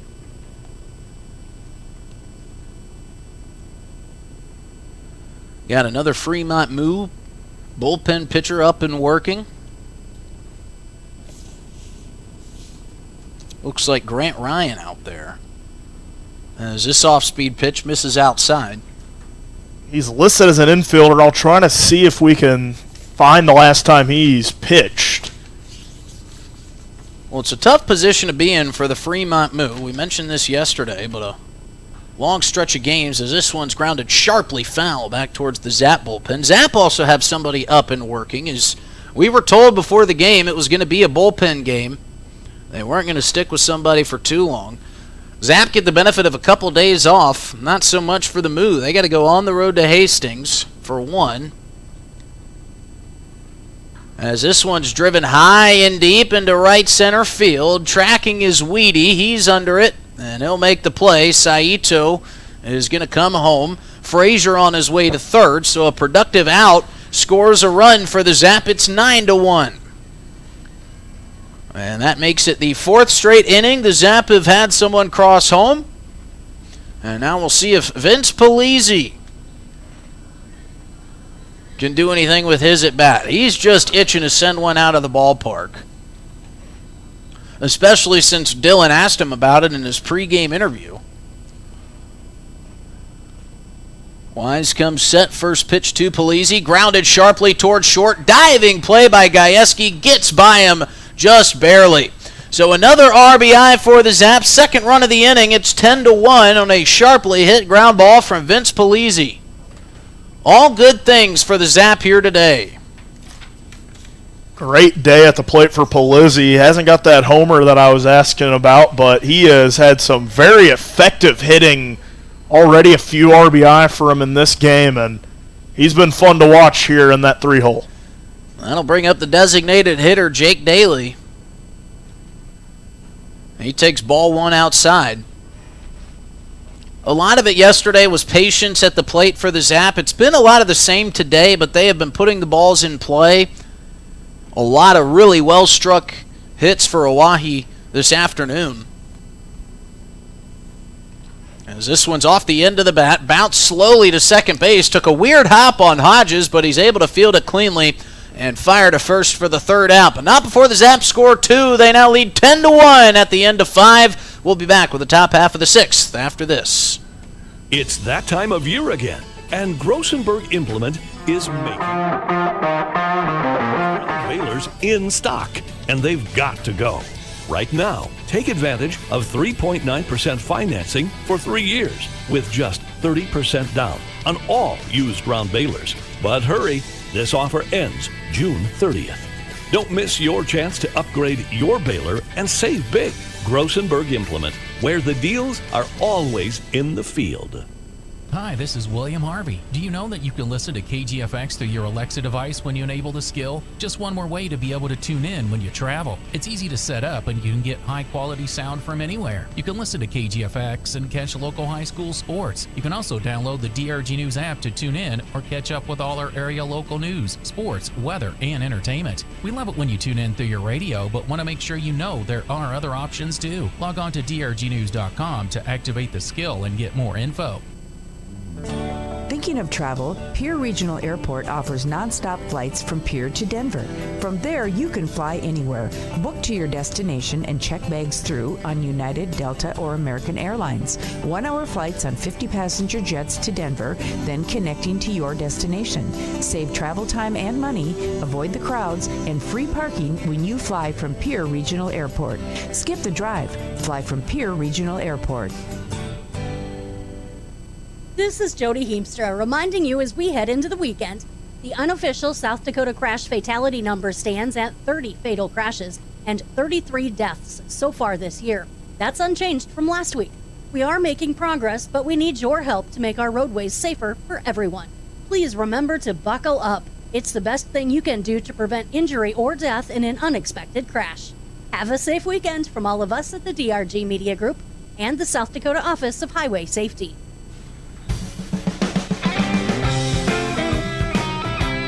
One of the more popular mid-inning games, the Moneyball Toss, performed by a couple of Special Olympics athletes from the Pierre Wildcats, one of which, John, a great volleyball player, showing off a couple of those medals he earned down in Vermilion over the weekend, and some high fives to go around for both of those guys. Great job, boys. Really well done. Love to see our Pierre Wildcats out at the ballpark. They'll be here for a game-sponsored event later this season. We'll fill you in on all of that. Back to the game with Dylan. Braxton Plemons into the game for the Zap as he throws ball one there. At the plate for the Moo, that's Nick Weedy, the center fielder today. We saw him yesterday as he swings and fouls that one off to the right-hand side. Pierre Wildcats getting that crowd going. He was hyping up the dugout. John was getting some electricity here in the ballpark. Always love to see that as Plemons throws that one swung on deep to Alex Jackson in left field. And he brings that ball in. Was wondering if he caught that one for a second. Almost hid the ball from us. Yeah, kind of blended in with that Guadalajara sponsored banner out in left field. Beautiful play by Alex Jackson, kind of pinwheeling a couple times to get to that one. Quick note, if you're looking to get involved volunteering with the Pierre Wildcats, you can email me directly, or you can get involved through Carla Miles. But they're always looking for more great volunteers. So much fun to get to volunteer with those. Talk about a genuine group of people. You'll have to get me out there sometime, Absolutely. Justin. You're always welcome. We practice Tuesdays and Wednesdays, and gosh, it's just so much fun to get involved with those kids. Plemons quickly ahead in the count. And I'm sorry, I say kids, but there's adults too, and if you've got a young athlete, it's really for anybody with a disability.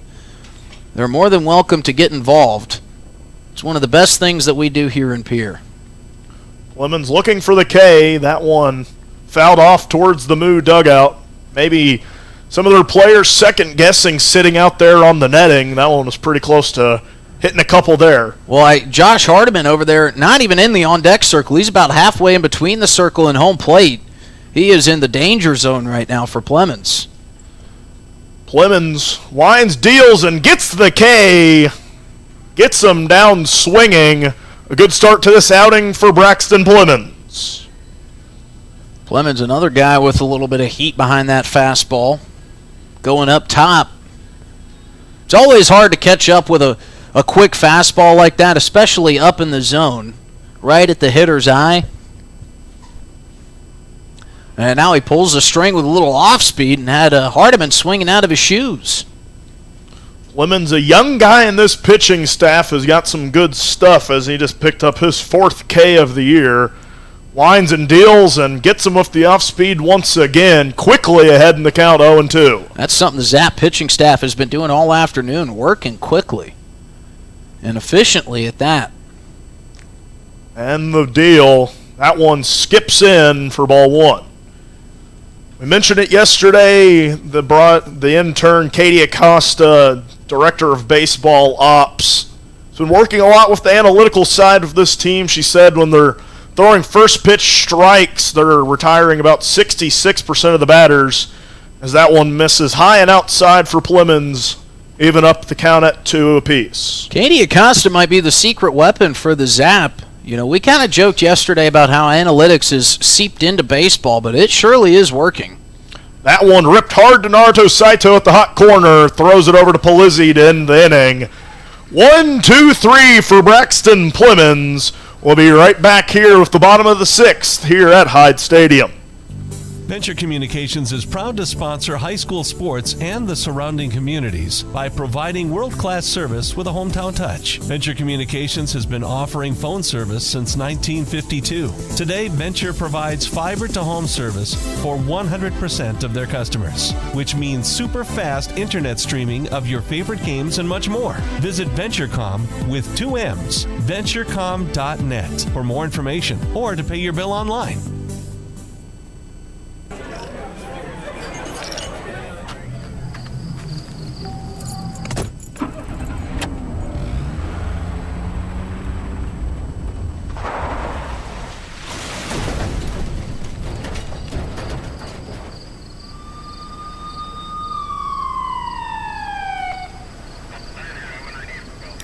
We shouldn't have to say it. Don't drink and drive. Brought to you by the South Dakota Office of Highway Safety, South Dakota Broadcasters Association, and this station. When news happens in agriculture or when the markets are moving, we've got you covered as your trusted voice in agriculture. The team at the American Ag Network has the knowledge and experience to keep you informed on the issues impacting farmers and ranchers. We've got you covered on air, online, and on demand. Find the American Ag Network on your favorite social media platforms, and also follow the American Ag Today podcast wherever you get your podcasts. We are the American Ag Network. Back here in the bottom of the 6th, the Zap lead the Fremont Moo 10-1. Coming up to the plate now, Noah Cadena. Going to be his first appearance in this home stand as he awaits the first pitch. Watches a ball high for ball 1. Noah Cadena from Texas College. Not the Longhorns, but Texas College. As he watches a strike down the middle. ESPN had a post yesterday about LSU Shreveport and how they completed their perfect season. One of their opponents in that run was Cadena in Texas College. That one is found back behind the grandstand. Cadena was talking to us on Media Day, says he's only hit 3 home runs before in his life. One of those home runs being in a heavily lopsided defeat to the LSU Shreveport as he grounds that one up the middle. Might be classified as an error, but a good piece of hitting there for Noah Cadena. But Cadena, in a game that could have been a football score, a 42-4 ball game, was one of the lone bright spots for Texas College as he hit his 3rd career home run. 42-4? 42-4. It's on ESPN yesterday. Shreveport completed their perfect season, but not without a couple of football scores versus Texas College. But I'm looking forward to not having to call a 42-4 ball game this year. Me too, Justin. We love calling baseball, but you know, there's only so much you can talk about in a ball game that's that lopsided. But it takes as much time as that does. 42 runs scored. I know his highlight was one of his 3 home runs. And that makes sense. I've only hit 1 in my lifetime, and I remember that vividly. And my poor mother, she showed up late to the ball game. It came in the 1st inning, and I remember seeing her, as this one falls in for a strike, I remember seeing her walking into the ballpark, one of the fellow players' moms walking out to tell her the news, and just her face dropping the fact that she missed it. That one misses outside. One of the few highlights in my athletic career that she was not a part of. But she's still got the baseball somewhere. Now, if we could just find my birth certificate. We got the priorities straight. We need the home run ball more. Maybe she's got it. Maybe the birth certificate for some tax forms. Maybe some good information on there to have. Would love to get my South Dakota driver's license at some point. You're saying your Georgia one's not going to cut it full time here? Well, it does, but I like or mapping the pathways or whatever that guy's Twitter account is called. I like to keep some stuff for memories. Cole Ottersberg taps that one back to the first base, and he slides and beats the throw at first. There was a little bit of a miscommunication there between Wise and his first baseman. And just more, it feels, you got to feel like if you're a Moo coach, like banging your head against the wall, you're getting opportunities to get out, and your fielders can't make plays. The absolute last thing your pitching staff wants to see is turn around and not have confidence in the defense behind them.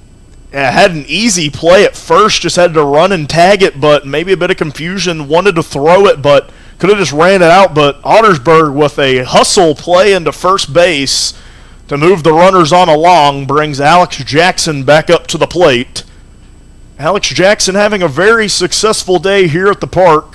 Doubled earlier, has had a couple great snags in left field.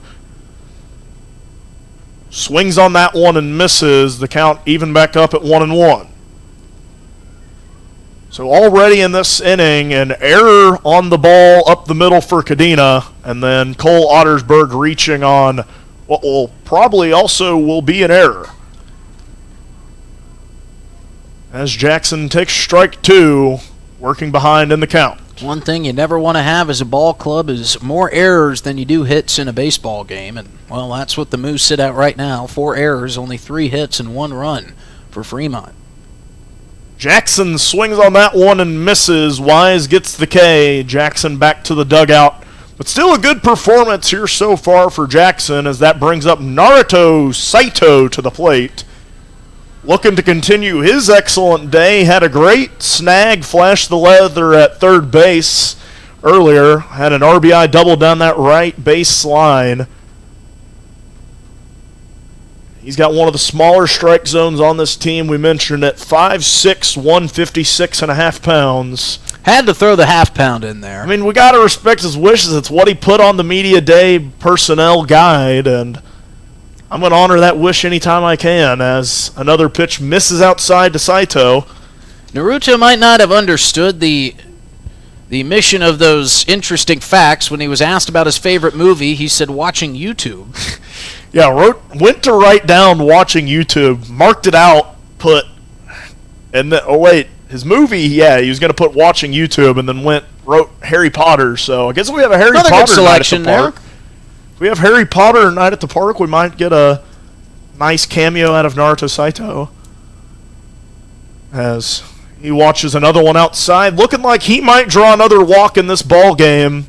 We've been having question of the days from the interns as they walk into the park.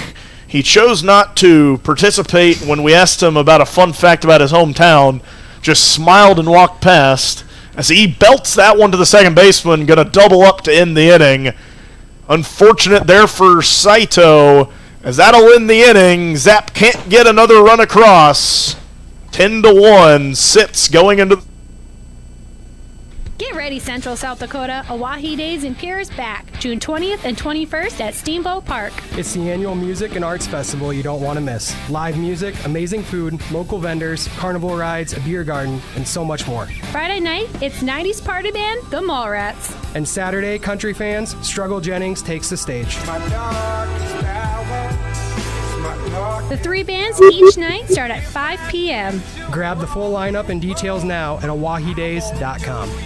It's that time of year again, and Grossenberg Implement is making room.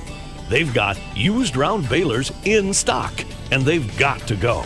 Right now, take advantage of 3.9% financing for 3 years with just 30% down on all used round balers. But hurry, this offer ends June 30th.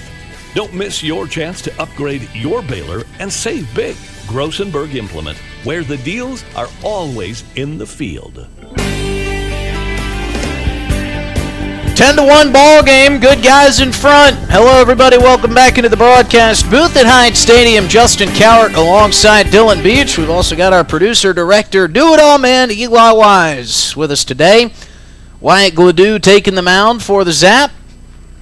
Been a great day for some baseball. Sunny and 85 here in central South Dakota. It's nice to hear some of these newer guys that are new to town talk about how gorgeous that backdrop is. The rolling hills out beyond the center field wall. We've got the Capitol back behind us as well.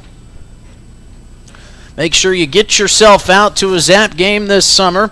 Zap will be out of town upcoming this week, 2 days off. They're taking on the Casper Spuds for 3 on the road, Wednesday, Thursday, Friday. They'll be off Saturday and Sunday and back here again against the Spearfish Sasquatch for a Bolt Buddies night next Monday evening.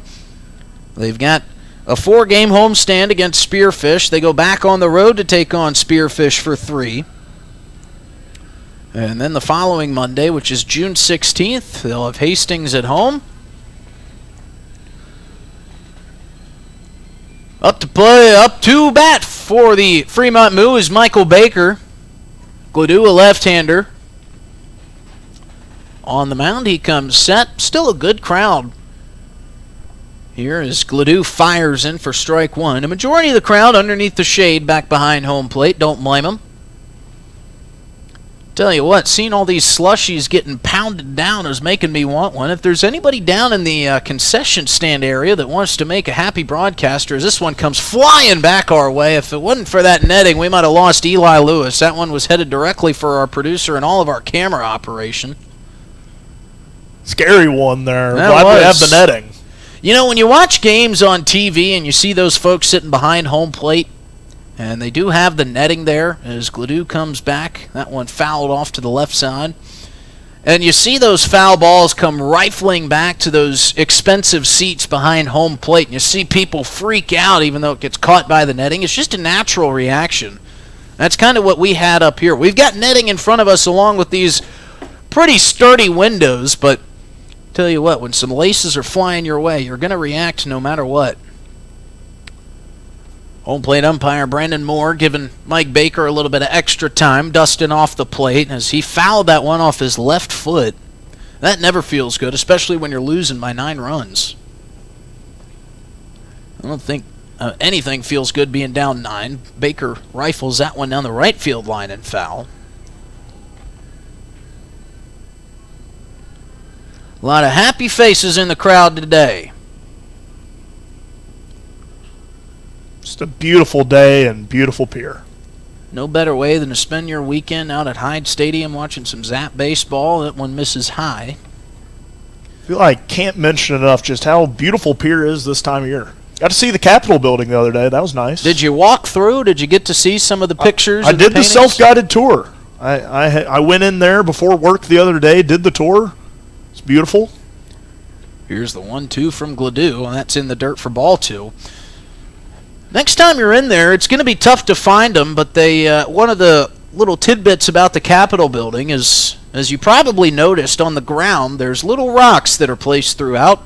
They intentionally put some heart-shaped pieces in that flooring, so keep your eye out for that. We got a timeout here by Baker.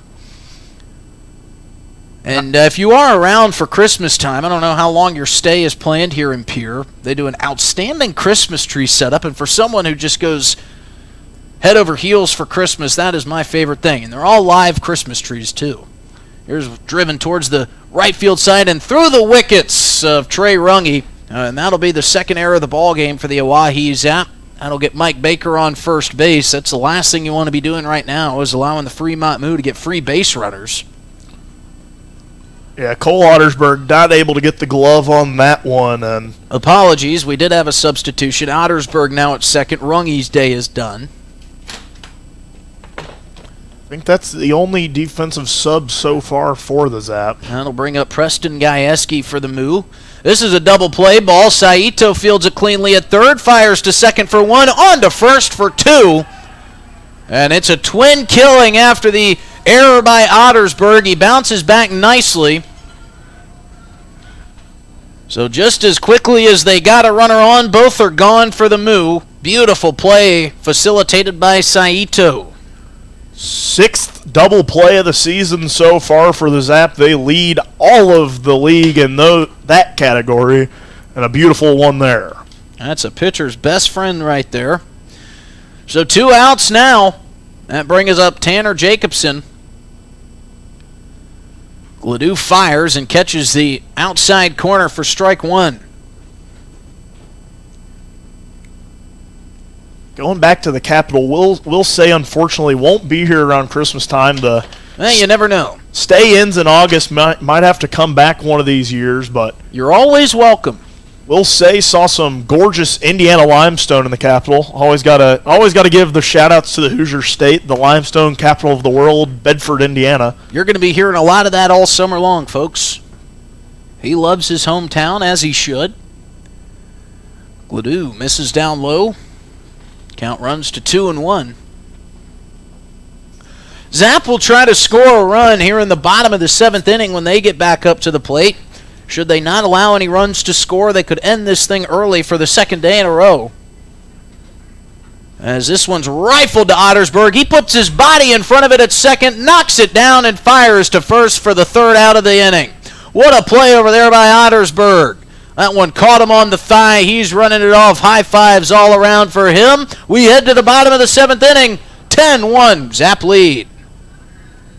Looking for happenings in Central South Dakota? The Pierre Area Chamber of Commerce Community Calendar is your go-to for all the latest events. From entertainment to local benefits, community activities, and more, there's something for everyone. Email your event to contactchamber@pierre.org and it will be listed on the weekly calendar. To view the calendar, go to www.pierre.org. Let's celebrate together in the heart of South Dakota. The Pierre Area Chamber of Commerce, connecting our community one event at a time. It's that time of year again, and Grossenberg Implement is making room. They've got used round balers in stock, and they've got to go. Right now, take advantage of 3.9% financing for 3 years with just 30% down on all used round balers. But hurry, this offer ends June 30th. Don't miss your chance to upgrade your baler and save big. Grossenberg Implement, where the deals are always in the field. If you're interested in becoming a valued sponsor of an Oahe Zap broadcast, you can contact us for more information at sports@dakotaradiogroup.com or call us at 605-224-8686. 612 Saturdays are back at Target Field. Enjoy $6 drinks, $1 snacks, and $2 food when gates open. I'm from the 952. Can I enjoy 612 Saturdays? The 952 is welcome. I'm from the 218. 218, 651. Everyone is welcome at 612 Saturdays. I'm from the 313. How about me? That's Detroit. Yeah. Sure. Enjoy the weekend wind-up with 612 Saturdays presented by Carbliss. $6 drinks, $1 snacks, and $2 food. When we're together, the Twins rise as one. Join in at twins.com/tickets.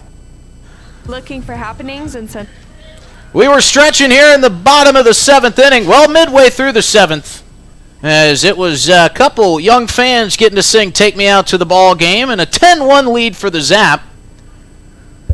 And Nick Golden at the plate swings and misses at strike 1.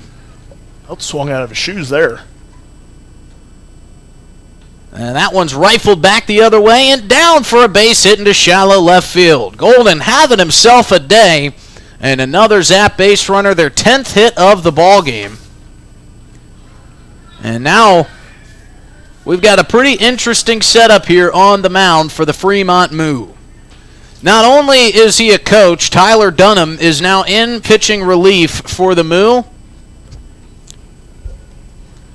And we've got some of the hardest working folks. The Sheets family have brought, they must have heard me screaming out of the broadcast booth. We've got a blue slushie up here. We're only doing this to let you know some of the happenings here at Hyde Stadium for a Zap ball game. Maybe the most refreshing looking slushie I think I've ever seen. Dunham's pitch gets by his catcher, Brendan Floyd, and that gets back to the backstop. Nick Golden on his way to second base. And the winning run is out there now 180 feet away. Fortunately there for Golden, might have made his laundry job a bit harder here tonight. Slid unnecessarily. The pitch went wild. And well, you would be sliding too if you were having this much fun here in a 10-1 ball game. New rule implemented this year. It's a run rule. We saw it yesterday as this one's fouled back into the netting for Gavin Frazier. And a huge thank you to Miss Sheets for coming through with the slushie. And a big shout out to Shock, the mascot here today, as this one's fouled into the glove and strike 3. So Frazier down swinging, 1 out. And that'll bring up Andrew Phillips. See if he can send this crowd home. This crowd's going to leave home happy because they've been at a Zap ball game all afternoon. I don't see anybody not having fun today, that's for sure. Maybe over in that Fremont Moo dugout, but that's about it. Dunham with a nasty breaking pitch sends Phillips down to a knee. Dunham is one of the assistant coaches for the Fremont Moo, but still has eligibility, which allows him to pitch in these ball games. He actually came into a game about a week ago, as that second pitch is down in the dirt. Nice block there by Floyd. I think when you talk about an emergency pitcher, that's about as emergency as it gets, Dylan. Yeah, I mean, you got infielders and you got assistant coaches. I mean, this has got to be maybe we don't care if the assistant coach's arm is sore tomorrow. Maybe keep some of our guys fresh. Dunham delivers. That one misses outside for a ball 2. He came into a 5-1 ball game. He gave up 3 runs, but he went 2 1/3, and the Moo went on to win. As this one's rifled back up the middle, gets its way to Hodges. Hodges can't field it cleanly. Wanted to throw to first, but he couldn't get a hold on it, and all hands are safe. So going back to what my partner in crime was talking about earlier, the Zap running it out no matter what, and on a routine ground ball like that, turns into a base hit. We'll see if they award it an error. It is ruled an error, the 5th of the ball game for the Moo. And now the winning run just 90 feet away for Vince Polizzi. Infield is in on the skirt of the grass. On his way to second standing is Phillips. Won't have an easier stolen bag than that. They'll never throw on that with the game-winning run at third base. And this is about the last guy I'd want to be playing in on the infield against, as that one finds its way in for a strike. Polizzi with all kinds of power. He can really get into one. We could just pray it only finds a gap. Would hate to see a Fremont Moo player have to wear one. This one's fouled off back towards the right side. The Moo want to play some more baseball today. I mean, they got the whole I don't infield blame them. in. They're wanting to keep this game going. As Polizzi fouls this one back towards the Moo dugout. Not as many Moo players down hanging out on the fence line as there were back in towards, I don't know, the second, third inning. Kind of a defeating 2 games for these guys, but they've got plenty of time and plenty of baseball left to be played this season. Polizzi chops one down the third base line. That's going to find its way foul. Gotten to know the Fremont Moo broadcasting staff pretty well. Bobby Hessling and Cooper Lipsky, 2 great guys, 2 great broadcasters. I know Bobby Hills from Nebraska is involved in their broadcast program. As Polizzi again sends one foul. You know, Polizzi's a man of the people. He's giving out free slushies left and right on these foul balls before he can hopefully send these guys home winners today. And there's that car siren again. That car's been tagged twice now this afternoon. Doesn't sound like a Chevy Impala, though, Dylan. I think we're in the clear. Polizzi, another chopper down the third base line, and that one skirts foul. I think I would have had to have parked over by the concession stand bathroom for that to have hit me. We got Brooks Cartwright, the intern on the music here today. He loaded in a bunch of sound effects trying to liven up the ballpark. Polizzi twirling the bat, looking into Dunham. Dunham set, fires, and Polizzi takes high for ball 2. You know, I think Tyler Dunham, I don't think he cares what the score is. I think he's just happy to be out throwing pitches on the mound. Anytime he gets the chance to get out of the dugout. This one fouled back into the fencing. Polizzi continues the at-bat, staying alive. That's one of those things where as you grow older and you get out of your athletic days and it becomes, sanctioned sports become and turn into pickup sports. You would just kill for an opportunity like Dunham has here. Polizzi sends this one into center field. This is going to be caught, but here comes the winning run. Throw coming to the plate. It's not cut off. Slide, and that is the ball game. Zap win again, 11-1. Vince Polizzi with the game-winning RBI.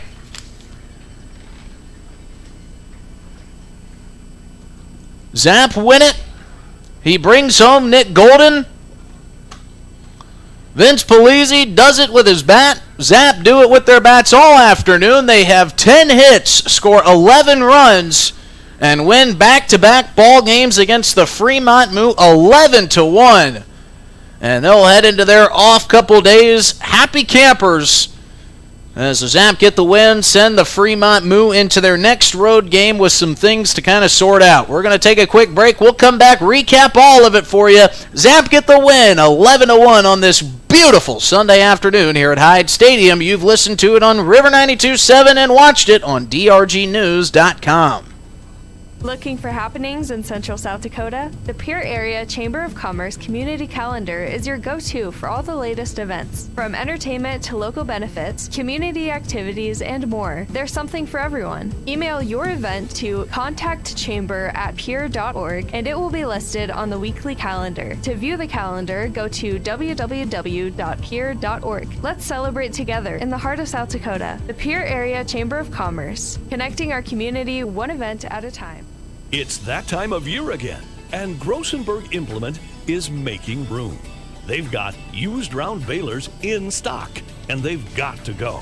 Right now, take advantage of 3.9% financing for 3 years with just 30% down on all used round balers. But hurry, this offer ends June 30th. Don't miss your chance to upgrade your baler and save big. Grossenberg Implement, where the deals are always in the field. If you're interested in becoming a valued sponsor of an Oahe Zap broadcast, you can contact us for more information at sports@dakotaradiogroup.com or call us at 605-224-8686. 612 Saturdays are back at Target Field. Enjoy $6 drinks, $1 snacks, and $2 food when gates open. I'm from the 952. Can I enjoy 612 Saturdays? The 952 is welcome. I'm from the 218. 218, 651. Everyone is welcome at 612 Saturdays. I'm from the 313. How about me? That's Detroit. Yeah. Sure. Enjoy the weekend wind-up with 612 Saturdays presented by Carbliss. $6 drinks, $1 snacks, and $2 food. When we're together, the Twins rise as one. Join in at twins.com/tickets. Venture Communications is proud to sponsor high school sports and the surrounding communities by providing world-class service with a hometown touch. Venture Communications has been offering phone service since 1952. Today, Venture provides fiber-to-home service for 100% of their customers, which means super fast internet streaming of your favorite games and much more. Visit VentureCom with 2 M's, venturecom.net for more information or to pay your bill online. The effects of drinking can be subtle. When your blood alcohol level hits 0.02, you feel good, relaxed. At 0.05, you may have a little trouble tracking objects. And at 0.08, you'll be slightly less alert.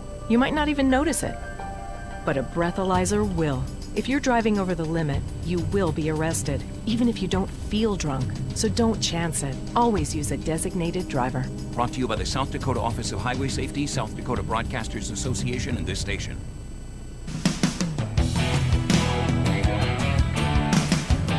Another great day for Zap Baseball. They get their second straight win, this time 11-1 after winning 13-2 against the Fremont Moo yesterday. Hello, everybody. Welcome back into the broadcast booth. I'm Justin Cowart alongside Dylan Beach after a big win by the Zap, and now for the second straight day, the tennis ball toss having to come after the game has wrapped up, but the Zap winners in both. And now they head into 2 off days. Happy campers. The Fremont Moo will continue their road trip with Hastings before heading home for 3 more against Hastings. But Dylan, as we look at the scoreboard, 2 in the bottom of the second for the Zap, 3 in the third, 3 in the fourth, 2 in the fifth, and then 1 in the seventh. The winning run came off the bat of Vince Polizzi, scored Nick Golden on a sacrifice fly to bring us to our 11-1 final. And we've got a player of the game to give out, but you wanted to give a couple players their flowers after today's performance. Yeah, all smiles at the ballpark except for those poor kids who don't get to run the bases again. Game ends early, but a lot of good performers here today for the Zap. Gavin Frazier continuing his stellar season. Mason Lang hitting the block running today. Had a couple of stolen bases, hit that double earlier, but giving the player of the game to the fan favorite third baseman, Naruto Saito. Played great at third today. Had a couple of nice snags on that third base line. Had an RBI double early in this one as well. And what a day for him to get going in front of this home crowd. Good crowd made their way out on the Sunday afternoon. Your next opportunity to get to a Zap game here at Hyde Stadium will be coming up next Monday. Not tomorrow, but June 9th. It'll be against Spearfish, and it will be Bolt Buddies night. So bring your kids here early to get some merchandise, meet the players, sign some autographs, and you can get your tickets either at the box office here at the stadium or online at oahezap.com. Before we sign off, any final thoughts from you, Dylan? No, just another beautiful day here in Pierre, and we want to thank everyone here for listening today. Thank you for tuning in to the Oahe Zap Facebook, the Oahe Zap YouTube, or on drgnews.com. And also want to thank you for listening in on River 92.7. Final score one more time. Zap win it 11-1 over the Fremont Moo. Back-to-back wins. The Moo fall to 3-4 on the season. Zap getting ever closer to 500. They now sit at 3-5. For my partner in crime, Dylan Beach. For our producer, director, and cameraman today, Eli Lewis, I'm Justin Cowart saying so long. Have a great weekend. We'll see you right back here on River 92.7 June 9th when the Zap take on the